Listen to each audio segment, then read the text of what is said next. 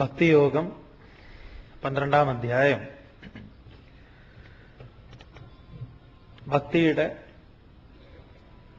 അല്ലെങ്കിൽ ഭക്തന്റെ ലക്ഷണം ഭഗവാൻ വിസ്തരിച്ചു.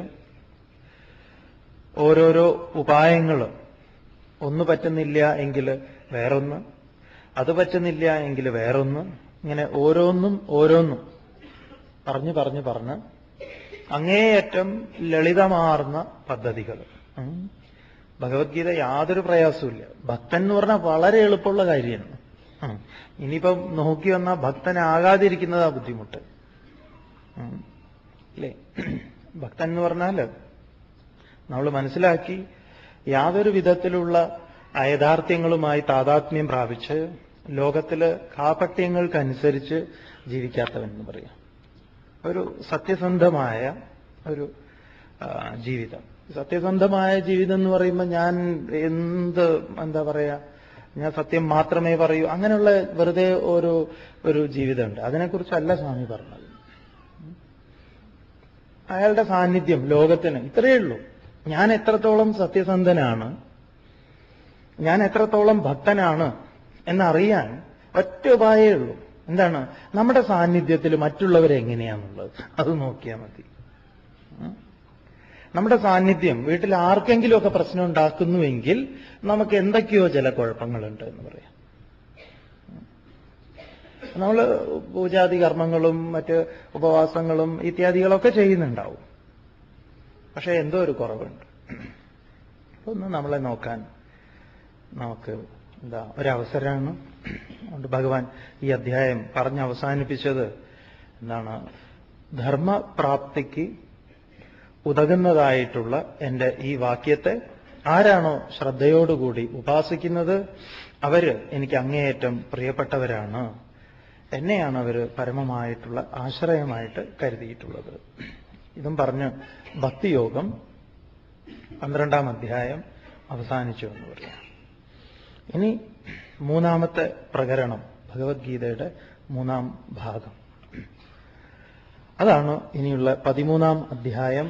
അസി എന്ന പദാർത്ഥ നിരൂപണം. തത്പദവും ത്വംപദവും കഴിഞ്ഞു എന്ന് പറയാം. ഇവിടെ അർജുനൻ ഭഗവാനോട് 3 കാര്യങ്ങൾ അറിയാൻ ആഗ്രഹം പ്രകടിപ്പിക്കണം. ത്രയോദശോऽധ്യായഃ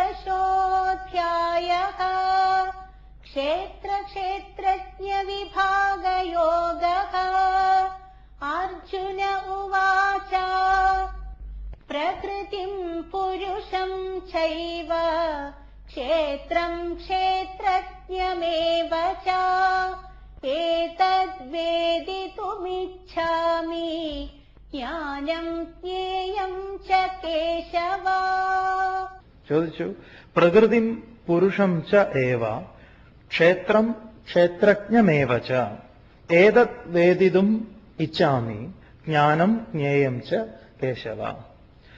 അല്ലയോ ഭഗവാനെ, പ്രകൃതിം പുരുഷം ച ഏവ, പ്രകൃതിയെയും പുരുഷനെയും, അതുപോലെ ക്ഷേത്രം ക്ഷേത്രജ്ഞമേവ ച, ക്ഷേത്രത്തെയും ക്ഷേത്രജ്ഞനെയും, ജ്ഞാനം ജ്ഞേയം, ജ്ഞാനത്തെയും ജ്ഞേയത്തെയും, ഏതത് വേദിതും അഹം ഇച്ഛാമി, ഇത് 3ഉം അറിയാൻ ഞാൻ ആഗ്രഹിക്കുന്നു.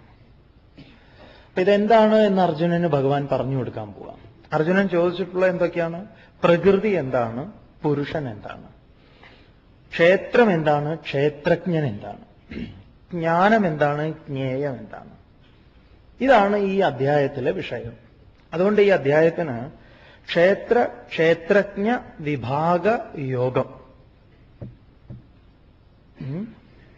ഇനി നമ്മൾ പഠിക്കാൻ പോകുന്നത് ക്ഷേത്രത്തെക്കുറിച്ചും ക്ഷേത്രജ്ഞനെ കുറിച്ചുമൊക്കെയാണ്. എന്താ ഭഗവാൻ പറയുന്നത്? ഈ കർമ്മകാണ്ഡവും ഉപാസനാകാണ്ഡവും കഴിഞ്ഞു എന്ന് വേണമെങ്കിൽ പറയാം. ഭഗവത്ഗീതയുടെ കർമ്മകാണ്ഡവും ഉപാസനാകാണ്ഡവും കഴിഞ്ഞു. ഇനി ജ്ഞാനകാണ്ഡമാണ്. അപ്പൊ ജ്ഞാനകാണ്ഡമായിരുന്നുവല്ലോ 2-ാം അധ്യായം എന്ന് ചോദിച്ചാൽ അതെ. പക്ഷെ അതിന്റെ സമന്വയമുണ്ട് എന്ന് പറയാം. കർമ്മത്തിന്റെയും കൂടെ സമന്വയമുണ്ട്. ഈ ബാക്കി 6 ഭാഗങ്ങൾ ജ്ഞാനകാണ്ഡ പ്രധാനമാണ്. അപ്പം ഭഗവാൻ എന്താ പറയണത് നോക്കാം നമുക്ക്. ശ്രീഭഗവാനുവാച ഇദം ശരീരം കൗന്തേയ ക്ഷേത്രമിത്യഭിധീയത്തെ ഏതദ്യോ വേതി തം പ്രാഹുഃ ക്ഷേത്രജ്ഞ ഇതി തദ്വിദഃ. ശ്രീ ഭഗവാൻ ഉവാച. ഗീതയുടെ രീതി നമ്മൾ കണ്ടു. അർജുനൻ ചോദിക്കണു, ഭഗവാൻ അതിന് ഉത്തരം പറയുന്നു. ശ്രദ്ധയോടുകൂടി ഭഗവാൻ അത് കേൾക്കണു. ആ അർജുനന്റെ ജിജ്ഞാസയെ ശമിപ്പിക്കാൻ എന്നവണ്ണം ഭഗവാൻ ഉത്തരം കൊടുക്കുന്നു. ആദ്യം തന്നെ പറയുന്നു, ഇതം ശരീരം ഹേ കൗന്ദേയ ക്ഷേത്രമിതി അഭിധീയതേ.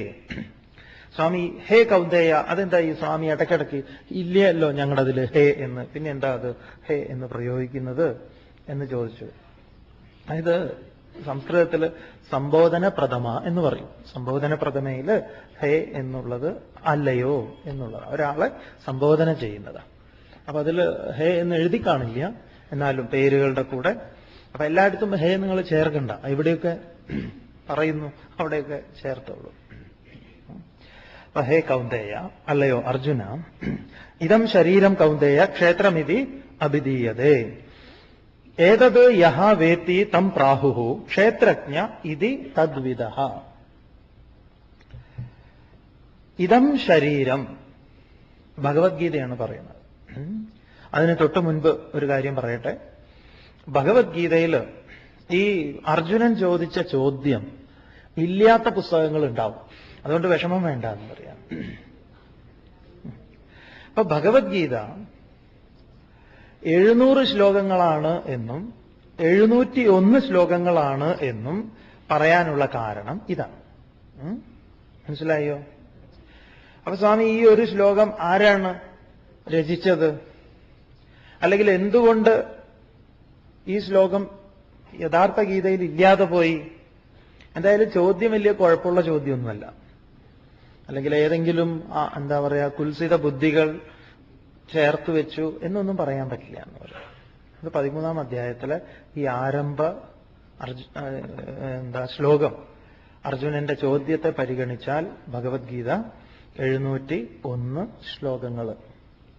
ആ ഒന്നാമത്തെ ചോദ്യത്തെ മാറ്റി നിർത്തിയാൽ ഭഗവത്ഗീതയിൽ 700 ശ്ലോകങ്ങൾ. അതുകൊണ്ട് നിങ്ങളുടെ ഇല്ലാത്ത പുസ്തകക്കാർ ഇതാണ് ശരിയെന്നും ഉള്ളവർക്ക് ഇല്ലാത്തവരോടോ ഇല്ലാത്തവർക്ക് ഉള്ളവരോടും ഒന്നും തോന്നണ്ട എന്ന് പറയും. നമ്മൾ ഇങ്ങനെയുള്ള വിവാദങ്ങളിലൊന്നും പെടരുത്. അതുകൊണ്ട് നിങ്ങളത് അറിയാൻ, ചിലർക്ക് അതിലാ താല്പര്യം, ചിലർ അതിൽ വെറുതെ ഇങ്ങനെ പിടിച്ച് മറഞ്ഞ് തൂങ്ങി കളിക്കും. അതുകൊണ്ട് അർജുനൻ ചോദിച്ചു, ഏതായാലും ഭഗവാൻ ഉത്തരം പറയുന്നു. ഇനി അർജുനൻ ചോദിച്ചിട്ടില്ല, ഭഗവാൻ ഉത്തരം പറയുന്നു. അർജുനൻ ചോദിക്കേണ്ട ആവശ്യമൊന്നുമില്ല ഭഗവാൻ ഉത്തരം പറയാൻ. നമ്മളോട് കുട്ടികൾ ചോദിക്കാതെ തന്നെ നമുക്ക് മനസ്സിലാവുമല്ലോ അല്ലേ? ആ പരിങ്ങല് കണ്ടു കഴിഞ്ഞാൽ എന്താ ഇവന് ആവശ്യമുള്ളത് എന്ന് ഇല്ലേ, തോന്നാറില്ലേ നിങ്ങൾക്ക്? പക്ഷെ നമ്മൾ അവനെ കൊണ്ട് ചോദിപ്പിക്കും. എന്താണടാ നിനക്ക് വായിൽ നാവില്ലേ, ഇറങ്ങിപ്പോയോ? എന്താ ചോദിച്ചാൽ ചോദിക്കൂ എന്നിട്ട് തരാമെന്ന് പറയും. ഭഗവാൻ അർജുനൻ ഉത്തരം കൊടുക്കുന്നു. ആദ്യത്തെ ഇത് തന്നെ കേട്ടോളൂ. ഇതം ശരീരം ഹേ കൗന്ദേയ, അല്ലയോ കുന്തിപുത്ര അർജുന, ഇതം ശരീരം ക്ഷേത്രമിതി അഭിധീയതേ. ഈ ശരീരത്തെ ക്ഷേത്രം ഇതി അഭിധീയതേ. ഭഗവത്ഗീത എന്ത് മനോഹരമായിട്ടാണ് അവതരിപ്പിച്ചിരിക്കുന്നത്. ക്ഷേത്രം എന്ന് പറഞ്ഞാൽ എന്താണ്? ക്ഷേത്രത്തിന് ക്ഷതാത് ത്രായതേ ഇതി ക്ഷേത്രം എന്നും ക്ഷീയതേ ഇതി ക്ഷേത്രം എന്നുമുണ്ട്. നശിക്കുന്നത് ക്ഷേത്രം. അതുകൊണ്ട് ക്ഷേത്രം നിങ്ങൾ എത്ര സംരക്ഷിക്കാൻ ശ്രമിച്ചാലും നശിക്കും, നാശമുള്ളതാണത്. അപ്പൊ ശരീരത്തിന് എന്തുണ്ട്? നാശമുണ്ട്. അപ്പൊ ഈ ക്ഷേത്രം നശിക്കാതെ ഇരിക്കണമെങ്കിൽ എന്തു വേണം എന്നാണെങ്കിൽ, നശിക്കാത്തതുമായി ഈ ക്ഷേത്രത്തിനൊരു സമ്പർക്കം വേണം. അപ്പൊ നശിക്കുന്നതും നശിക്കാത്തതും കൂടെ ചേർന്ന് കഴിഞ്ഞാൽ ഈ ക്ഷേത്രത്തിനൊരു നിലനിൽപ്പുണ്ടാവും. ഏത് പ്രകാരത്തില്? ക്ഷേത്രം എന്ന നിലയിലല്ല, അതിനപ്പുറത്ത് ഇതിന് നിലനിൽക്കാൻ സാധിക്കും. അതെങ്ങനെയാണ് എന്ന് ചോദിച്ചാൽ, എപ്പോഴാണോ ഈ ക്ഷേത്രം ധർമ്മവുമായി താദാത്മ്യം പ്രാപിക്കുന്നത്. നമുക്ക് 1-ാമത്തെ അധ്യായത്തിൽ 1-ാമത്തെ ശ്ലോകത്തിലേക്ക് തിരിച്ചു വരാം. ധർമ്മക്ഷേത്രേ. വ്യാസൻ ഇതിനെ ഘടിപ്പിച്ചു വെച്ച അതിമനോഹരമായിട്ടാണ്. നാശമുള്ള ഒന്നും നാശമില്ലാത്ത ഒന്നും രണ്ടും കൂടെ ചേർക്കുക. നശ്വരമാണ് ശരീരം. എപ്പോഴാണ് ഈ നശ്വരമായ ശരീരം അനശ്വരമാകുന്നത്? അനശ്വര ഭാവത്തിലേക്ക് ഒരുവൻ ഉണരണമെങ്കിൽ, ഉയരണമെങ്കിൽ അവന് ധർമ്മവുമായിട്ടുള്ള ചേർച്ച ആവശ്യമാണ്. അല്ലെങ്കിലോ കുരുക്ഷേത്രം, കൃഞ്ഞ് കരണേ നശിക്കുന്നു, അല്ലെങ്കിൽ ചെയ്തുകൊണ്ടിരിക്കുക. അതിലെപ്പോഴും സംഘർഷങ്ങളാണെന്ന് പറയാം. അത് നശിക്കുന്നതാണ്, നാശമുള്ളതാണ്. അപ്പൊ നാശമുള്ളതും നാശമില്ലാത്തതും രണ്ടും കൂടെ ചേർന്നിരിക്കുന്ന ഒരു ഭാവം. അപ്പം ഈ ശരീരത്തെ ക്ഷേത്രം എന്ന് പറയപ്പെടുന്നു. ശരീരത്തെ ക്ഷേത്രമായിട്ട് എണ്ണിക്കോളൂ. അപ്പൊ ശരീരത്തിലേക്ക് വേണ്ട, ശരീരത്തിൽ എത്ര ശ്രദ്ധ വേണം നമുക്ക്? ശരീരത്തെ പീഡിപ്പിക്കുക ഇത്യാദി കാര്യങ്ങളൊന്നും പാടില്ലാത്തതാണ്. അതൊക്കെ നമുക്ക് ഇവിടെ ചർച്ച ചെയ്യാൻ പറ്റുന്നതാണ്. അങ്ങനെ പലപ്പോഴും സന്ദർഭവശാൽ പറഞ്ഞിട്ടുള്ളതാ.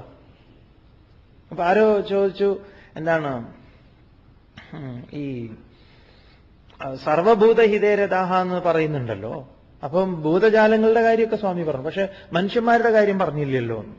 അങ്ങനെയൊക്കെ പറഞ്ഞാൽ ബുദ്ധിമുട്ടാവും. സർവഭൂതം എന്ന് പറഞ്ഞാൽ എല്ലാവരും പെട്ടു. ശങ്കരാചാര്യസ്വാമികളുടെയും നമ്മുടെ പൂർവന്മാരായിട്ടുള്ള ആചാര്യന്മാരുടെ പക്ഷത്തില് അവര് നമ്മളെ നോക്കുമ്പം ജന്തുക്കളായിട്ട് അവർ കാണുന്നത്. അതുകൊണ്ടാണ് ജന്തൂനാം എന്ന് പറഞ്ഞത്. ജന്തുക്കളിൽ ജന്തവഹ.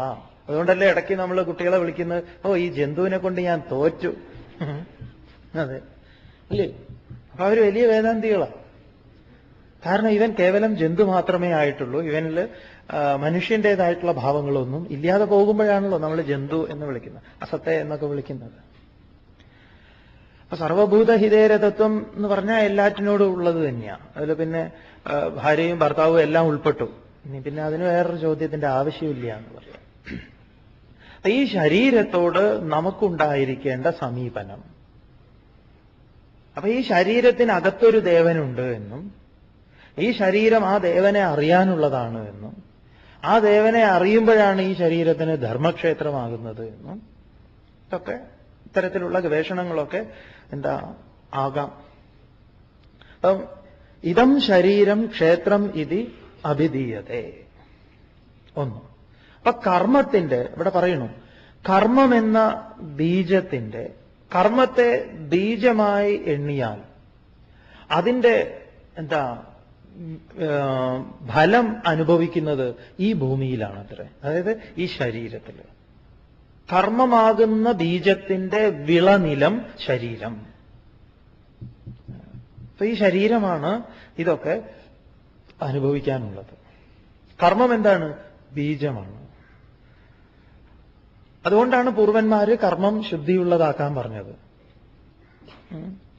പുനർജന്മത്തിലൊക്കെ വിശ്വസിക്കുന്നുവെങ്കിൽ നിങ്ങൾ വരുക, ജനിക്കുക ജനിക്കാതിരിക്കുക എന്തോ ആവട്ടെ, പക്ഷെ അവരിത്തരത്തിലുള്ള കാര്യങ്ങളൊക്കെ പറഞ്ഞത് ഇപ്പൊ ഇരിക്കുന്ന കർമ്മം നന്നാക്കാൻ വേണ്ടി മാത്രമാണ്.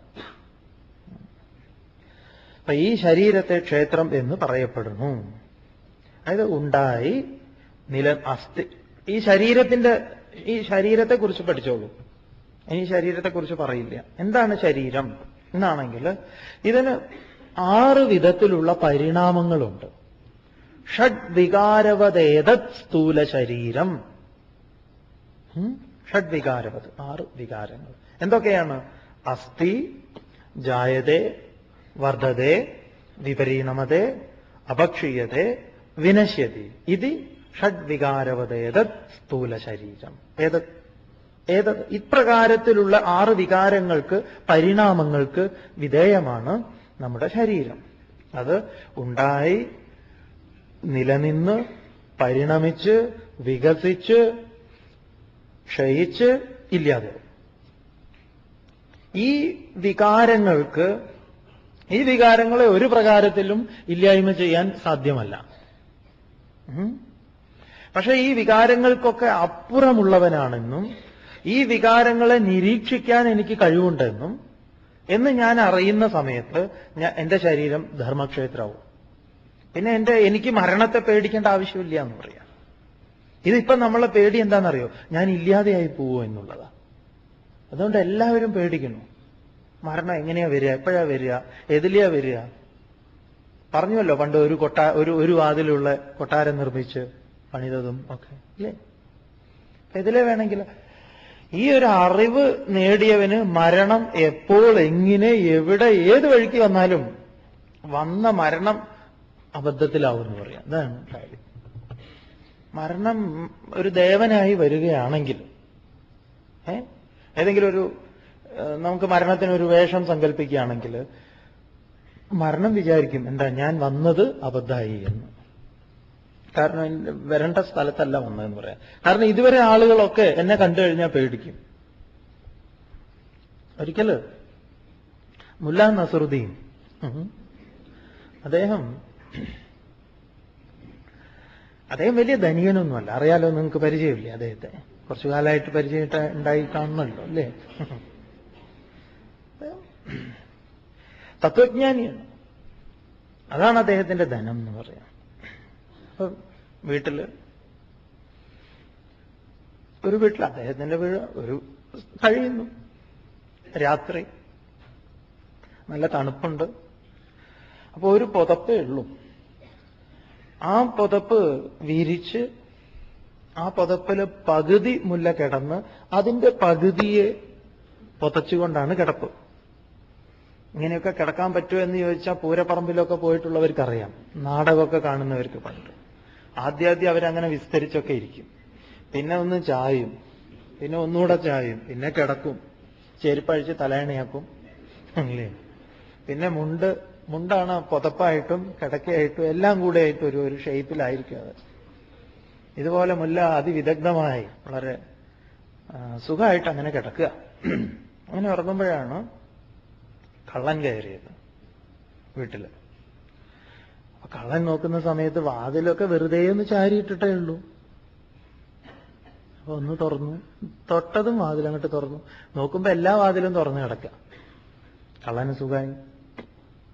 കള്ളൻ വേഗം ഓരോന്ന് നോക്കാൻ വീടിനകത്തേക്ക് പ്രവേശിച്ചു. അദ്ദേഹം മുൻപിലേക്ക് പോയി കഴിഞ്ഞപ്പം മുല്ല പതുക്കെ എഴുന്നേറ്റു. ആ പതപ്പൊക്കെ ഇതാക്കിക്കൊണ്ട് ഈ കള്ളന്റെ പിറകെ ഇങ്ങനെ പോകാൻ തുടങ്ങി. അയാൾ എവിടെയൊക്കെ പോകുന്നുണ്ടോ അവിടെയൊക്കെ ചെന്നു. അവസാനം എന്തോ ഒന്ന് മുല്ലയുടെ കാലിന് എവിടെ എന്തോ തട്ടിയ സമയത്ത് ഒരു ശബ്ദം ഉണ്ടായി. അപ്പൊ ഉടനെ പെട്ടെന്ന് കള്ളൻ പേടിക്കൊന്നും വേണ്ട പറഞ്ഞു. ഞാൻ കുറെ കാലമായി ഈ വീട്ടിൽ താമസിക്കുന്നു, പക്ഷെ ഇവിടെ ഒന്നുമില്ല. ഇനിയിപ്പോ നിങ്ങൾ നോക്കിയിട്ട് എന്തെങ്കിലും കിട്ടുകയാണെങ്കിൽ അതൊന്നും എനിക്ക് അറിയണമല്ലോ, അതിനു വേണ്ടിയിട്ടെന്ന് പറയാം. അപ്പം കള്ളനെ അത്ഭുതപ്പെട്ടു, ഇതെന്തായിരുന്നു? അപ്പൊ മുല്ല എങ്ങനെ അങ്ങോട്ട് പറഞ്ഞ സമയത്ത് അദ്ദേഹത്തിനൊരു സംശയം, ഇനി എന്തെങ്കിലും ഇവിടെ ഉണ്ടാവുമോ? ഞാനൊരു മെഴുകുതിരിയൊക്കെ കൊണ്ടുവരാം. മെഴുകുതിരി കൊണ്ടുവന്നു. ആ ഒരു വീട് മുഴുവൻ അരിച്ചു പെറുക്കി. അതിനു മുമ്പ് മുല്ല പറഞ്ഞു, എന്തെങ്കിലും കിട്ടിയാൽ പകുതിയും 50-50. അപ്പൊ അദ്ദേഹത്തിന് ഒരു സംശയം, ഇത് എന്തൊരു മനുഷ്യനായത്? എന്നാ പോട്ടെ 60-40, 60-40 ആക്കാം. അവസാനം സമ്മതിച്ചു എന്നാ കള്ളൻ. ശരി, അങ്ങനെയെങ്കിൽ അങ്ങനെ അവര് പരതി. ഒരു സാധനവുമില്ല. വീടിന്റെ ചുറ്റും പരതി, ഒന്നുമില്ല. അവസാനം മതിയായി. കള്ളൻ പോവാൻ നേരത്ത് അപ്പൊ കള്ളന് വേറെ എവിടുന്നോ എന്തൊക്കെയോ കുറച്ച് കട്ടിട്ടൊക്കെയാ വന്നത്. അതിന്റെ ഒരു കൊട്ടയിലുണ്ട്, എന്തോ അവിടെ മുലയിൽ വെച്ചിട്ടുണ്ട്. അപ്പൊ മുല്ല എന്ത് ചെയ്തു? ഈ പുതപ്പെടുത്ത് കൊട്ടയിലിട്ടു. എന്നിട്ട് പറഞ്ഞു, ശരി, എന്നാൽ നമുക്ക് നമ്മുടെ ബിസിനസ് ഏതായാലും നമ്മൾ എന്ത് ചെയ്തു, നമ്മൾ പാർട്ട്ണർഷിപ്പ് ആയി കഴിഞ്ഞു, നമ്മൾ ഉടമ്പടി വെച്ച് കഴിഞ്ഞു എന്ന് പറയാം. അപ്പൊ അദ്ദേഹം പറഞ്ഞു, ഇല്ല, ഒന്നുമില്ല, നിങ്ങൾ പറഞ്ഞത് ശരിയാ, ഈ വീട്ടിലൊന്നുമില്ല, നിങ്ങൾ നിങ്ങളുടെ പുതപ്പെടുത്തേക്കോ, വേണ്ട, ഒന്നുമില്ല, നിങ്ങൾ കിടന്നുറങ്ങിക്കോളൂ, ഞാൻ പോവാം. അല്ല, അങ്ങനെ ശരിയാവില്ലല്ലോ, നമ്മൾ തമ്മിലൊരു അഗ്രിമെന്റ് ഒക്കെ എത്തിയതല്ലേ. അപ്പൊ ഇനി ഒരു കാര്യം ചെയ്യും, അത് നമുക്ക് പകുതിയും പകുതിയാക്കാം. പുതപ്പ് നിങ്ങൾ എടുത്തോളൂ, നിങ്ങൾ എടുത്തത് ഇങ്ങോട്ടേക്കും തന്നെ. ഇയാളാകെ പ്രശ്നമായി ഈ കള്ളൻ. കള്ളൻ പറഞ്ഞു, നിങ്ങൾ എന്തായി പറയണത്? എന്നാ ഒരു കാര്യം ചെയ്യാം, നമുക്ക് പോലീസ് സ്റ്റേഷനിൽ പോവാം. നമ്മളിങ്ങനെ ഒരു ഇതൊക്കെ ഉണ്ടാക്കിയതല്ലേ. അവസാനം അദ്ദേഹത്തിന് തോന്നി, നിങ്ങൾ മുഴുവൻ എടുത്തോളൂ, നിങ്ങൾ എന്നെ ഒന്ന് വെറുതെ വിട്ടാൽ മതി എന്നാണ്. നിങ്ങൾ എന്നെ വെറുതെ വിട്ടാൽ മതി. കഥ വളരെ രസകരമായിട്ടുള്ള കഥയാണ്. അപ്പൊ മുല്ല പറയുന്നു, അദ്ദേഹം പറയുന്നു, ഞാൻ ഇവിടുന്ന് പോകാൻ റെഡിയാണ്, നിങ്ങളുടെ കൂടെ ഞാൻ വരാൻ റെഡിയാണ് എന്ന് പറയാം. എനിക്ക് ഈ വീട്ടിൽ താമസിക്കണമെന്നൊന്നുമില്ല, കാരണം ഇവിടെ ഒന്നുമില്ല എന്ന് പറയാം. നമ്മൾ തമ്മിൽ നമുക്ക് ഒരുമിച്ച് ഇറങ്ങാം. ഇതാണത്രേ മരണം നമ്മുടെ അടുത്ത് വന്നു കഴിഞ്ഞാൽ യാതൊരു വിധത്തിലുള്ള ഇതുമില്ല. മരണത്തിന്റെ കൂടെ കൂടിയിട്ട് ഞാനും അന്വേഷിക്കുകയാണ് എന്ന് പറയാം. വരൂ നമുക്ക് പോവാന്നാണ്. മരണം തന്നെ കുഴങ്ങിപ്പോവും. ഈ ശരീരത്തില് അശരീരിയായിരിക്കുന്ന, ശരീരത്തിന് അപ്പുറത്തിരിക്കുന്ന ഒരു ദേവനുണ്ട്. അതിനെ അറിയേണ്ടതുണ്ട്.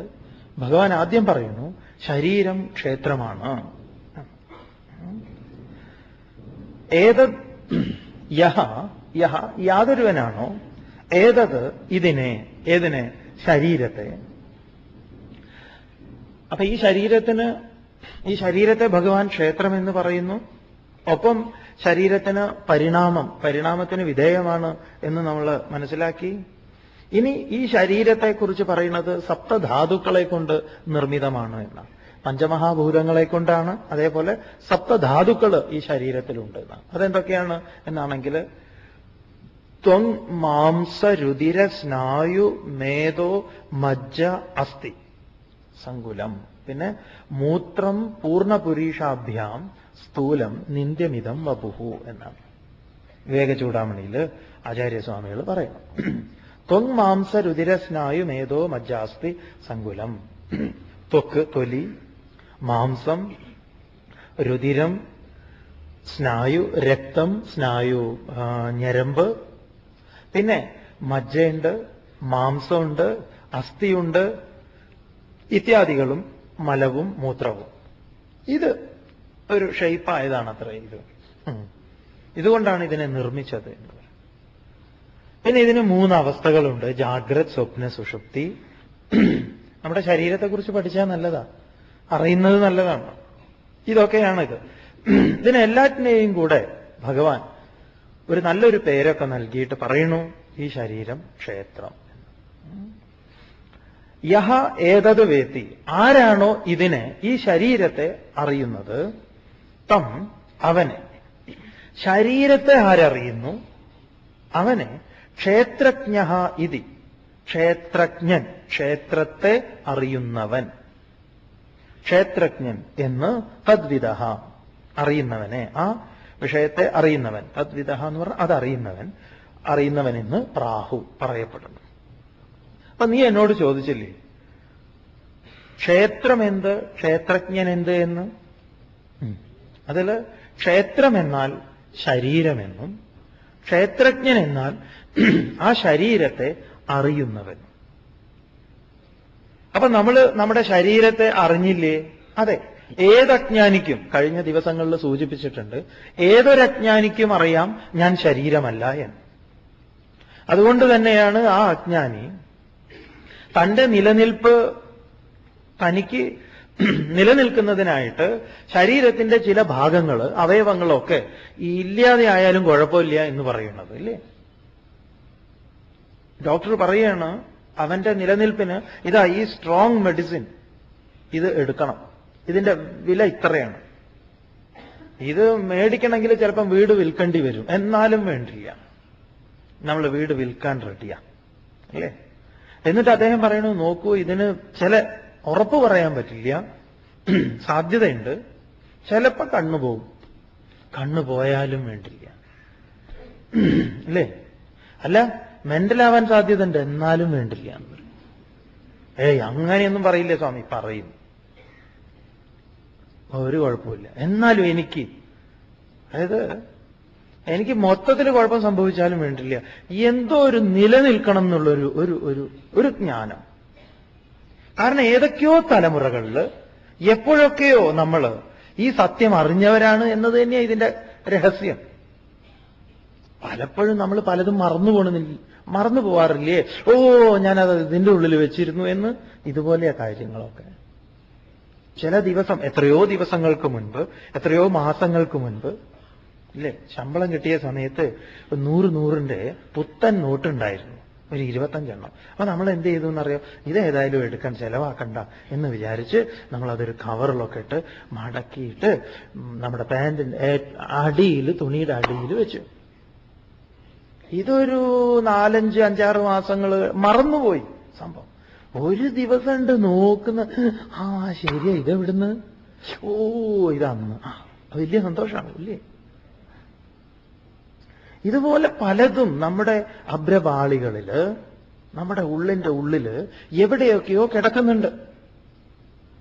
അതാണ് ഇങ്ങനെ നമ്മളെ കൊണ്ട് ചിന്തിപ്പിക്കുന്നത്, ഈ സ്ഥിരതയെ. അതാണല്ലോ മഹാഭാരതത്തിലെ യക്ഷപ്രശ്നം വിവേകാനന്ദ സ്വാമികള് അതിനൊരു പുതിയ മാനത്തിൽ കാണുന്നത്.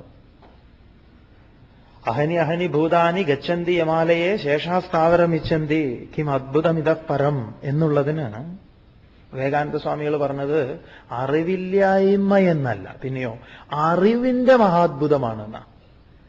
കാരണം എന്താ? എല്ലാം കടന്നു പോകുമ്പോഴും ഞാനിവിടെ സ്ഥിരം എന്നത് അജ്ഞാനമല്ല, ജ്ഞാനമാണ്. ശരീരത്തോടുകൂടി എന്നല്ല.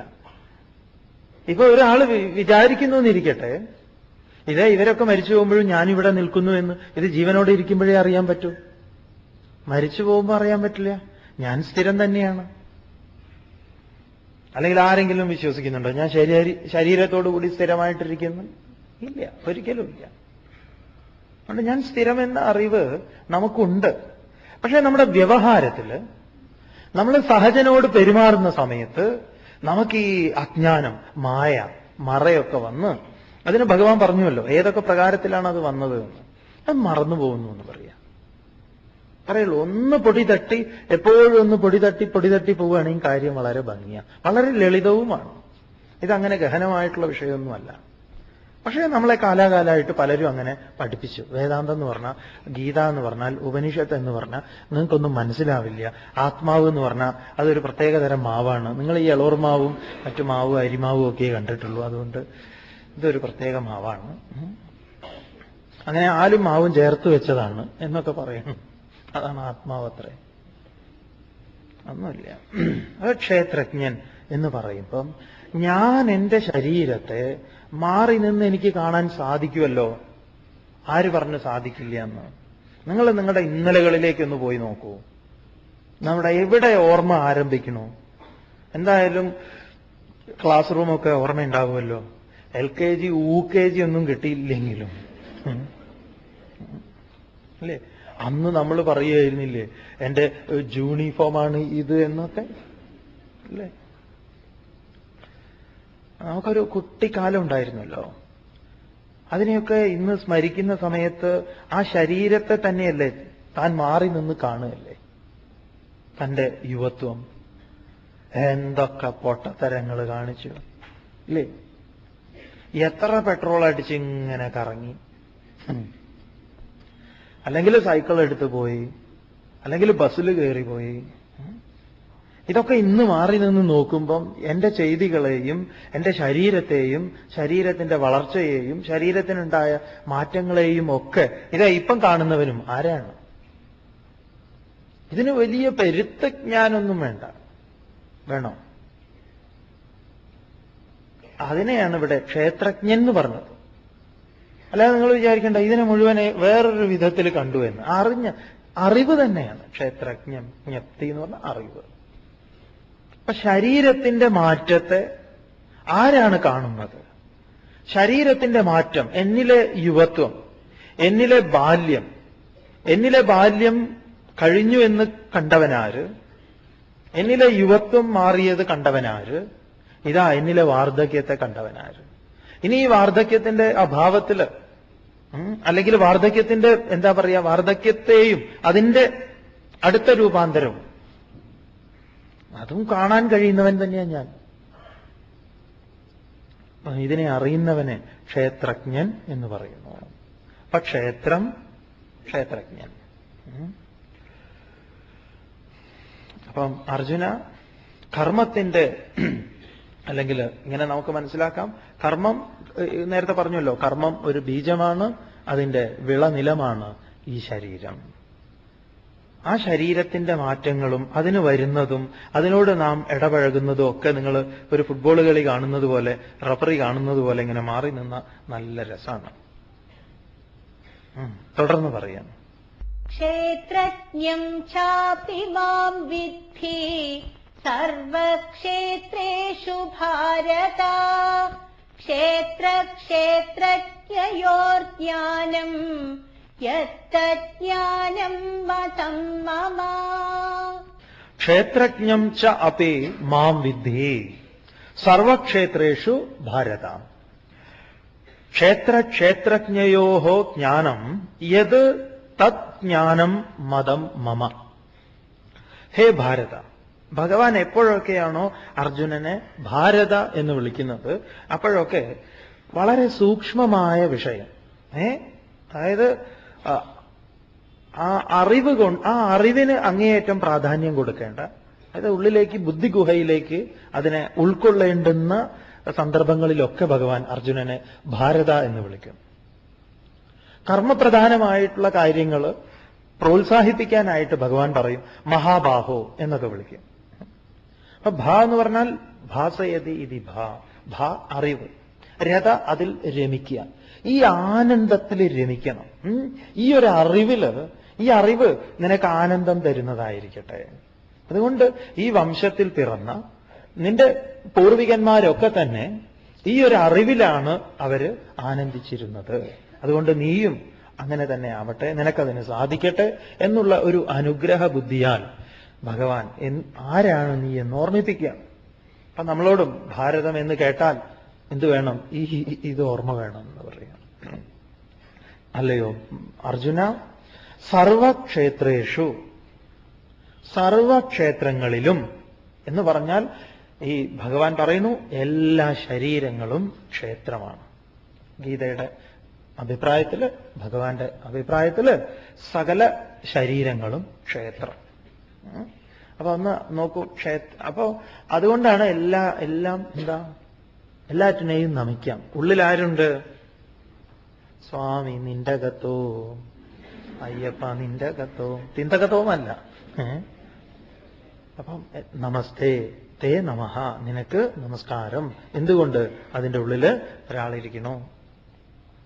അപ്പൊ സർവക്ഷേത്രേഷു, എല്ലാ ശരീരങ്ങളിലും, മാം അപി എന്നെ തന്നെ, ക്ഷേത്രജ്ഞം ഇതി ത്വം വിദ്ധി, ക്ഷേത്രജ്ഞൻ എന്ന് നീ അറിയണം.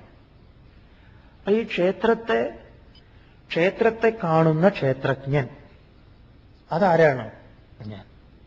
അത് ഞാനാണ്. അറിവായി നമ്മിൽ ഭഗവാൻ നിലകൊള്ളുന്നു, സാക്ഷിയായി വർത്തിക്കുന്നു, എല്ലാ മാറ്റങ്ങളെയും അറിയുന്നവനായി നിലകൊള്ളുന്നു. ഭഗവാന്റെ പുതിയൊരു അവതരണമാണ് ഈ അധ്യായത്തിൽ ഞാൻ ആര് എന്നുള്ളത്. ഇതാണ് ഈ നമ്മൾ ചിന്തിക്കാൻ പ്രേരിപ്പിക്കണം കുട്ടികളെ ചെറുപ്പത്തിൽ തന്നെ. എന്തുകൊണ്ടോ നമ്മളത് അങ്ങനെ അത്ര അങ്ങോട്ട് ചെയ്യാറില്ല എന്ന് പറയും. കുട്ടിക്കാലത്ത് തന്നെ ഇതൊക്കെ അങ്ങോട്ട് ഉറപ്പിച്ചു കൊടുത്തേക്കുക. പക്ഷെ കുട്ടികളും നമ്മളുമായിട്ടുള്ള ഇടപാട് വാശിയുടെ മുകളിലാണ് എല്ലാം നടക്കാറ്. കുട്ടികൾ പലതിനും വാശി കാണിക്കും. അപ്പൊ നമ്മൾ എന്നാ ശരി, എന്നാ നിന്റെ കുറുമ്പ അങ്ങനെ അവിടെ നിൽക്കട്ടെ. പക്ഷെ അവർക്കറിയാം, അവര് റോഡിലൊക്കെ വെച്ച് വാശി കാണിച്ചാൽ നമ്മൾ വേഗം അടങ്ങും, അല്ലേ? മനഃശാസ്ത്രകാരനോട് ഒരമ്മ കത്തെഴുതി ചോദിച്ചു, എന്റെ മകൻ വല്ലാതെ കുറുമ്പ് കാണിക്കണു. അവൻ വീട്ടിൽ കുറുമ്പ് കാണിക്കുന്നത് ഞാൻ നിർത്തുന്നത് എങ്ങനെയാണെന്ന് പറഞ്ഞാൽ നല്ലോണം കൊടുക്കും, നല്ല പെട കൊടുക്കും. അപ്പൊ അവൻ കാണിക്കാറില്ല. പക്ഷെ അവൻ കടകളിലൊക്കെ വന്നിട്ട് അവൻ ഇങ്ങനെ കാണിക്കണം. അപ്പൊ ഞാൻ എന്ത് ചെയ്യും? ഈ പ്രൊഫഷണൽ സ്റ്റോഴ്സ് അവിടെ ഇവിടെയൊക്കെ പോകുന്ന സമയത്ത് അവന് അവിടുന്ന് ഇങ്ങനെ കരയാൻ തുടങ്ങും, എന്നൊക്കെ പറഞ്ഞു. അപ്പൊ എനിക്ക് ആളുകളുടെ മുൻപിൽ വെച്ച് അങ്ങനെയൊന്നും ചെയ്യാൻ പറ്റില്ലല്ലോ. അപ്പൊ ഞാൻ എന്താണ് ചെയ്യേണ്ടത് എന്നാണ് ചോദ്യം. അപ്പൊ ഡോക്ടർ ഉത്തരം പറയുന്നു, പ്രിയപ്പെട്ട സഹോദരി, നിങ്ങളുടെ എഴുത്ത് വായിച്ചു, സന്തോഷം. അങ്ങനെയുള്ള കുട്ടികൾ സമൂഹത്തിൽ ഇന്ന് വളരെയുണ്ട്, ഇത് നിങ്ങൾക്ക് മാത്രമല്ല എന്നൊക്കെ പറഞ്ഞിട്ട് അങ്ങനെ വലിയൊരു കത്ത് എഴുതി. എന്നിട്ട് പറഞ്ഞു, അല്ല ഇവര് കത്ത് എഴുതിയത് ഇവരുടെ കുട്ടി എന്ന് പറഞ്ഞിട്ടല്ല, എന്റെ സുഹൃത്തിന്റെ കുട്ടിയെന്ന്. ഇത് കത്ത് വായിക്കുന്നവർക്ക് അറിയാം ഇത് ആരുടെ കുട്ടിയെന്ന്. ഈ മനഃശാസ്ത്രകാരന്മാരോടൊക്കെ ചോദിക്കും അങ്ങനെയാണ്. നമ്മളോടും ഇങ്ങനെ ചോദിക്കാറുണ്ട്, സ്വാമിജി പിന്നെ എൻ്റെ ഒരു ഫ്രണ്ടിനൊരു പ്രശ്നമുണ്ട്. നീ ഫ്രണ്ടിന്റെ അല്ല, പ്രശ്നം ആരുടെയാണ്? അവനവന്റെ പ്രശ്നമാണെന്ന് പറയാം. അതുപോലെ അദ്ദേഹം തിരിച്ച് എഴുതി, നിങ്ങളൊരു കാര്യം ചെയ്യും, കുട്ടിയോട് പറയൂ, എന്താണ് മോനെ, നീ ഇങ്ങനെ അവിടെ പോയിട്ട് ബഹളം ഉണ്ടാക്കിയാൽ നിനക്ക് ഞാൻ ഇതൊന്നും തരില്ല. നീ വെറുതെയാണ് അവിടെ പോയിട്ട് കടയിലോ അല്ലെങ്കിൽ അമ്മയായിട്ട് നീ എപ്പോഴാണോ പുറത്തേക്ക് വരുന്നത് അവിടെ വെച്ച് നീ ഈ കുറുമ്പൊന്നും കാണിക്കാൻ പാടില്ല എന്നൊക്കെ അവനെ പറഞ്ഞ് മനസ്സിലാക്കുക. എന്നിട്ടും അവൻ മനസ്സിലാവുന്നില്ലെങ്കിൽ നിങ്ങൾ എന്ത് ചെയ്യാന്ന് പറഞ്ഞാൽ, ഒന്നുകിൽ നിങ്ങൾക്ക് ആരും കാണാത്തടുത്ത് കൊണ്ടുപോയിട്ട് നിങ്ങൾ വീട്ടിൽ ചെയ്യുന്നത് തന്നെ ചെയ്തോളുക. ഞാനും ഇതൊക്കെ തന്നെയാണ് ചെയ്യുന്നതെന്ന് പറയുന്നത്. ഇപ്പം ഒരു ഉണ്ടായിട്ടുള്ളൊരു സംഭവം പറയാം. ഉണ്ടായതാണെന്ന് പറയുന്നു. ഒരു കുട്ടി അമ്മയുടെ അടുത്തുനിന്ന് അച്ഛൻ്റെ അടുത്തുനിന്നൊക്കെ കാര്യം സാധിപ്പിക്കാൻ വേണ്ടി പറയുന്നത്, അവൻ പറയാ ഞാൻ ഷർട്ട് ഊരുന്നാ പറയാ, വസ്ത്രമൊക്കെ ഊരുന്നാ പറയും. റോട്ടിൽ വെച്ച് അതൊക്കെ പറഞ്ഞു കഴിഞ്ഞാൽ വിഷമല്ലേ.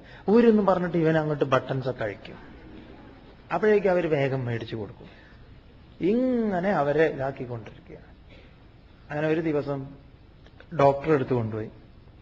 പല്ലിൽ എന്തോ പുഴുപ്പല്ല് എന്തോ വന്നിട്ട് അതൊന്ന് ശരിയാക്കാൻ വേണ്ടിയിട്ടാണ് കൊണ്ടുപോയത്. അപ്പൊ ഡോക്ടർ പറഞ്ഞു, അവിടെ എവിടെ പോയാലും ബഹളമാണ്, വഴക്കാണ്. അതായത് ഫോൺ എടുക്കുക, അത് ചെയ്യുക, ഇത് ചെയ്യുക, അങ്ങനെ ഓരോന്ന് ചെയ്തുകൊണ്ടിരിക്കുക. ഡോക്ടർ പറഞ്ഞു അവിടെ കസേരയിൽ ഇരിക്കാൻ പറഞ്ഞു. ഞാൻ ഇരിക്കില്ല എന്ന് പറഞ്ഞു. നീ അവിടെ ഇരിക്കണം എന്ന് പറഞ്ഞു. ഞാൻ ഉടുപ്പ് ഊരുന്ന് പറഞ്ഞു. ഊരിക്കോളാൻ പറഞ്ഞു.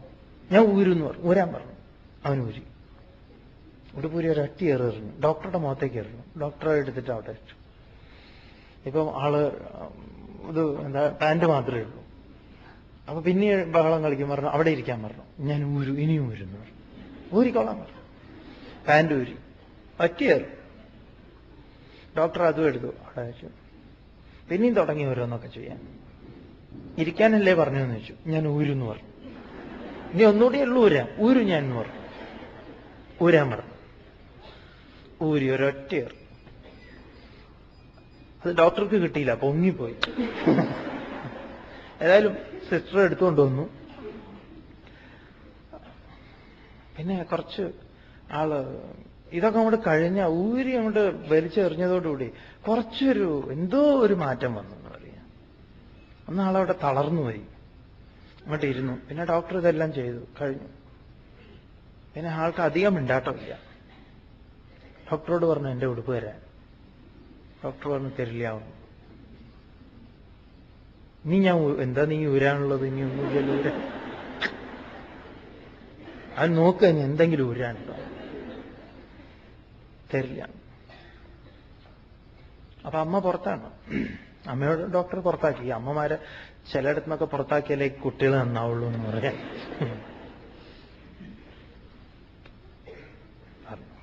പോയിക്കൊള്ളാൻ പറഞ്ഞു. അപ്പൊ ഡോക്ടർ ഈ അമ്മ ചോദിച്ചു, അവന്റെ കൊണ്ടുപോയിക്കോളാൻ പറഞ്ഞു. അങ്ങനെ തന്നെ ബർത്ത്ഡേ സൂട്ടില് ഇതെന്താ ഇവിടെ ഇത് ഇത്ര വലിയ കുട്ടി ഡെലിവറി കഴിഞ്ഞു എന്നൊരു സംശയം ഹോസ്പിറ്റൽ.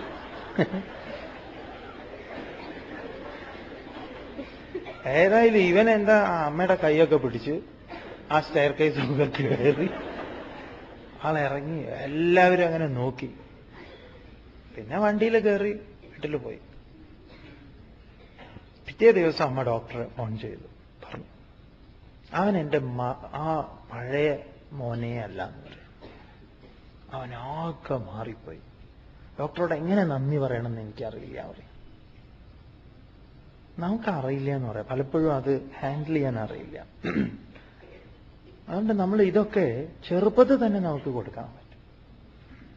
അപ്പം ചിലര് പേടിപ്പിക്കും കുട്ടികൾ.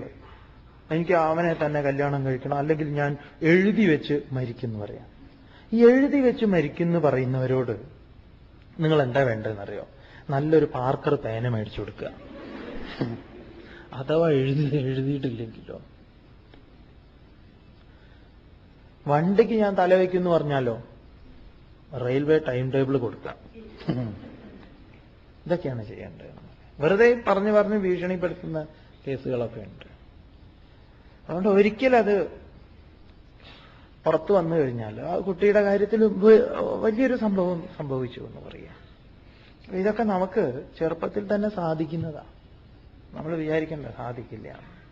അപ്പൊ ആരാണ്, എന്താണ് ക്ഷേത്രം, എന്താണ് ക്ഷേത്രജ്ഞൻ? സർവ ക്ഷേത്രേഷു മാം അപി, എല്ലാ ക്ഷേത്രങ്ങളിലും എന്നെ തന്നെയാണ് ക്ഷേത്രജ്ഞൻ എന്ന് അറിയേണ്ടത്, അതിനെ അറിയുന്നവൻ. ഈ മാറ്റങ്ങൾക്കൊന്നും വിധേയമല്ലാത്ത, ഈ നമ്മൾ ഇത് അറിഞ്ഞിട്ടുണ്ട്, അതുകൊണ്ട് തന്നെയാണ് നമുക്കിതിനെ അറിയാനുള്ള ഒരു ആഗ്രഹം വീണ്ടും വീണ്ടും നിലനിൽക്കുന്നത് എന്ന് പറയാം. എവിടെയൊക്കെയോ ഏതൊക്കെയോ വേളയിൽ ഇങ്ങനെ ഒരുപാട് ജനിമൃതികൾ ഉണ്ടായിട്ടുണ്ടല്ലോ, അതിലുണ്ടായിരിക്കാം. സർവ ക്ഷേത്രേഷു മാം അപി, എല്ലാ ക്ഷേത്രങ്ങളിലും എന്നെ തന്നെയാണ് ക്ഷേത്രജ്ഞൻ എന്ന് അറിയേണ്ടത്, അതിനെ അറിയുന്നവൻ.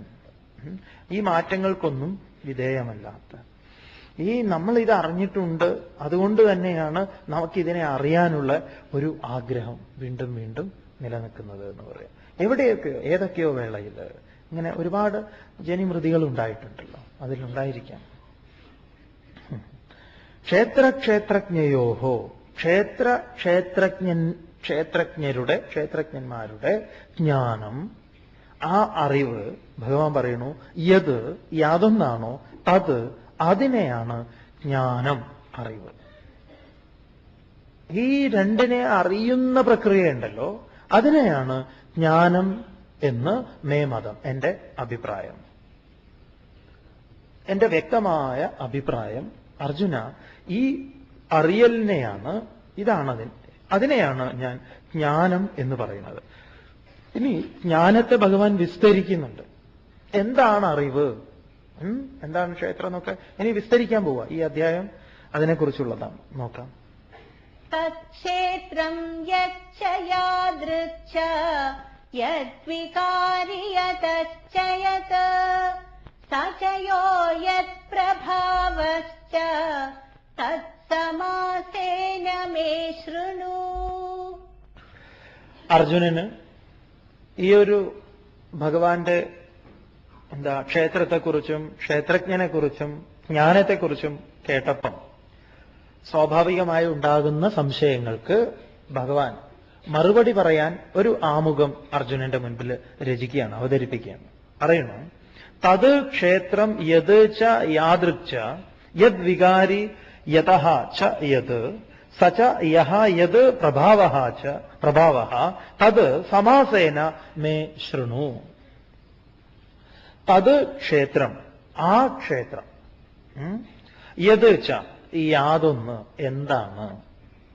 എന്താണ് ആ ക്ഷേത്രം എന്നതും, യാദൃച്ഛ, അതെവിടെ നിന്ന് ഉണ്ടായി, എങ്ങനെ, യാദൃച്ഛ എന്ന് പറഞ്ഞാൽ എങ്ങനെയാണ് അത് ഇരിക്കുന്നത്, അതിന്റെ ലക്ഷണങ്ങളും സ്വരൂപങ്ങളും എന്താണെന്നൊക്കെ ഞാൻ പറഞ്ഞു തരാമെന്ന് പറയാം.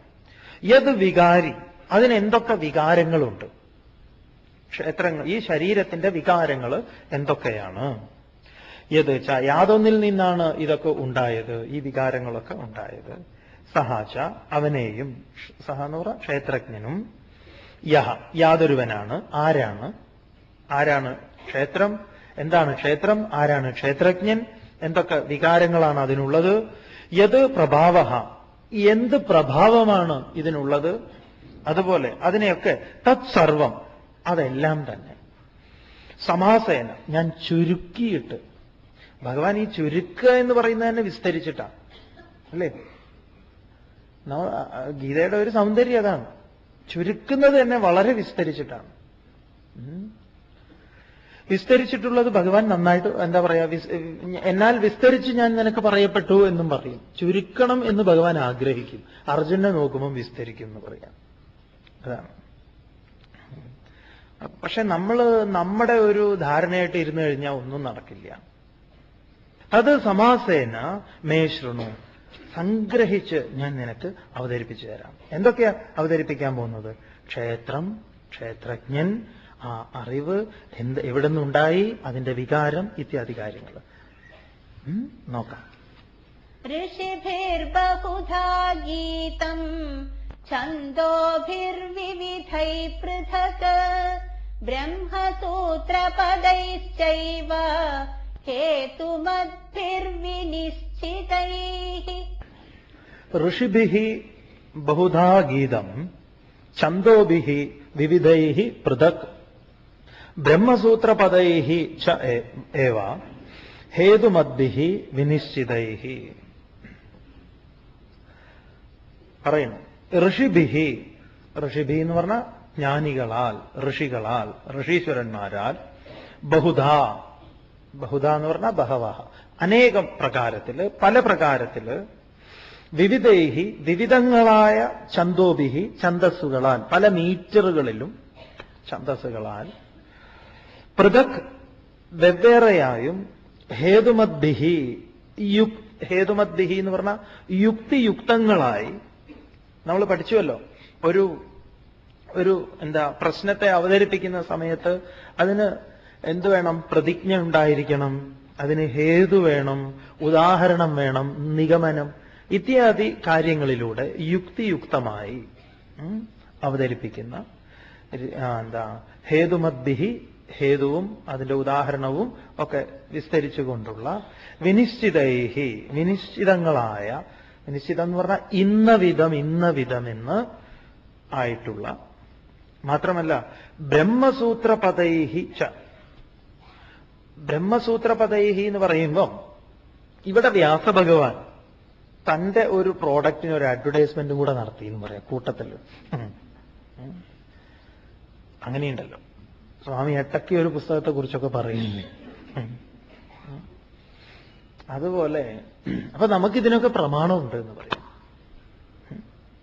എന്താ ബ്രഹ്മസൂത്രം വ്യാസര് രചിച്ചിട്ടുള്ള, വ്യാസഭഗവാൻ. എന്താണ് ബ്രഹ്മസൂത്രം എന്ന് പറഞ്ഞാൽ, വേദത്തെ രണ്ടാക്കി പകുത്തിട്ടുണ്ട്.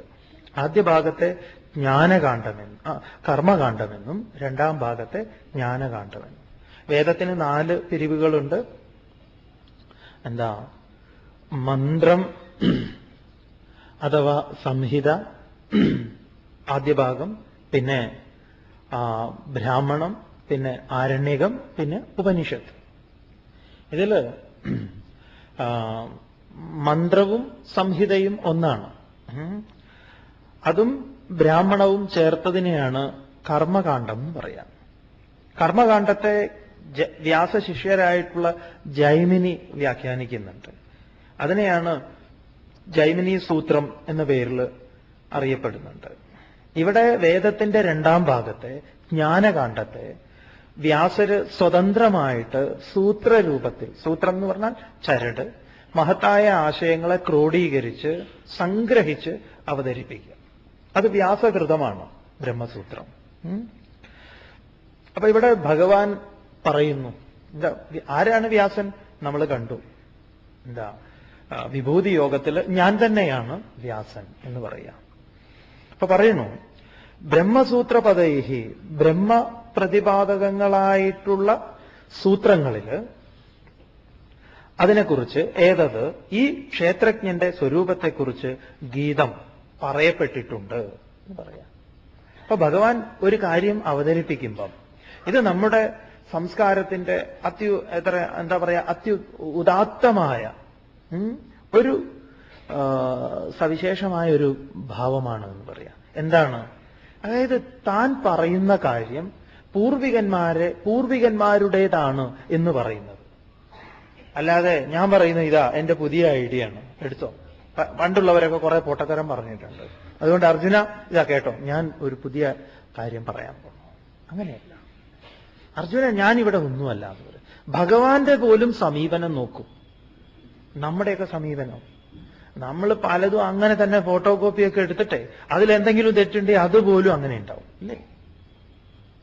ആരോ സീരിയൽ കണ്ടിട്ട് ചോദിച്ചു എന്നാ, ഈ TV ഇങ്ങനെ കാണുമ്പോൾ ഒരാളിങ്ങനെ മാറ്റിക്കൊണ്ടിരിക്കുക. അപ്പം ഇത് മാറ്റുന്ന ആള് മറ്റേ ആളോട് പറയാ, എല്ലാം ഒരു ഫോട്ടോ കോപ്പി പോലെയുണ്ട്, ഇങ്ങനെ ഈ സീരിയലൊക്കെ ഫോട്ടോ കോപ്പി എടുക്കാൻ പറ്റുമോ എന്ന് ചോദിക്കുക. അപ്പൊ അയാൾ പറഞ്ഞു, എനിക്ക് ഇതിലൊന്നും ഒരു താല്പര്യമില്ല, ഞാൻ പുറം ലോകമാണ് കാണാറ്.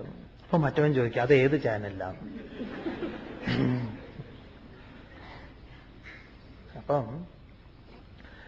ഞാൻ പറയുന്ന ഈ ആശയങ്ങൾ എന്റെ ആശയമല്ല എന്ന് പറയാം. പിന്നെയോ എന്റെ മുൻപുള്ളവരും അതുപോലെ ഋഷീശ്വരന്മാരും ഒക്കെ ഇന്നെന്ന സ്ഥലങ്ങളിലും ഇന്നെന്ന ഇടത്തുമൊക്കെ അവരൊക്കെ പറയപ്പെട്ടിട്ടുണ്ട്. അവരെ ഗീതം എന്ന് പറഞ്ഞാൽ ഗാനം ചെയ്യപ്പെട്ടിട്ടുണ്ട് അർജുന. അതിനെയാണ് ഞാനിതാ നിനക്ക് പറഞ്ഞു തരാൻ പോകുന്നത്.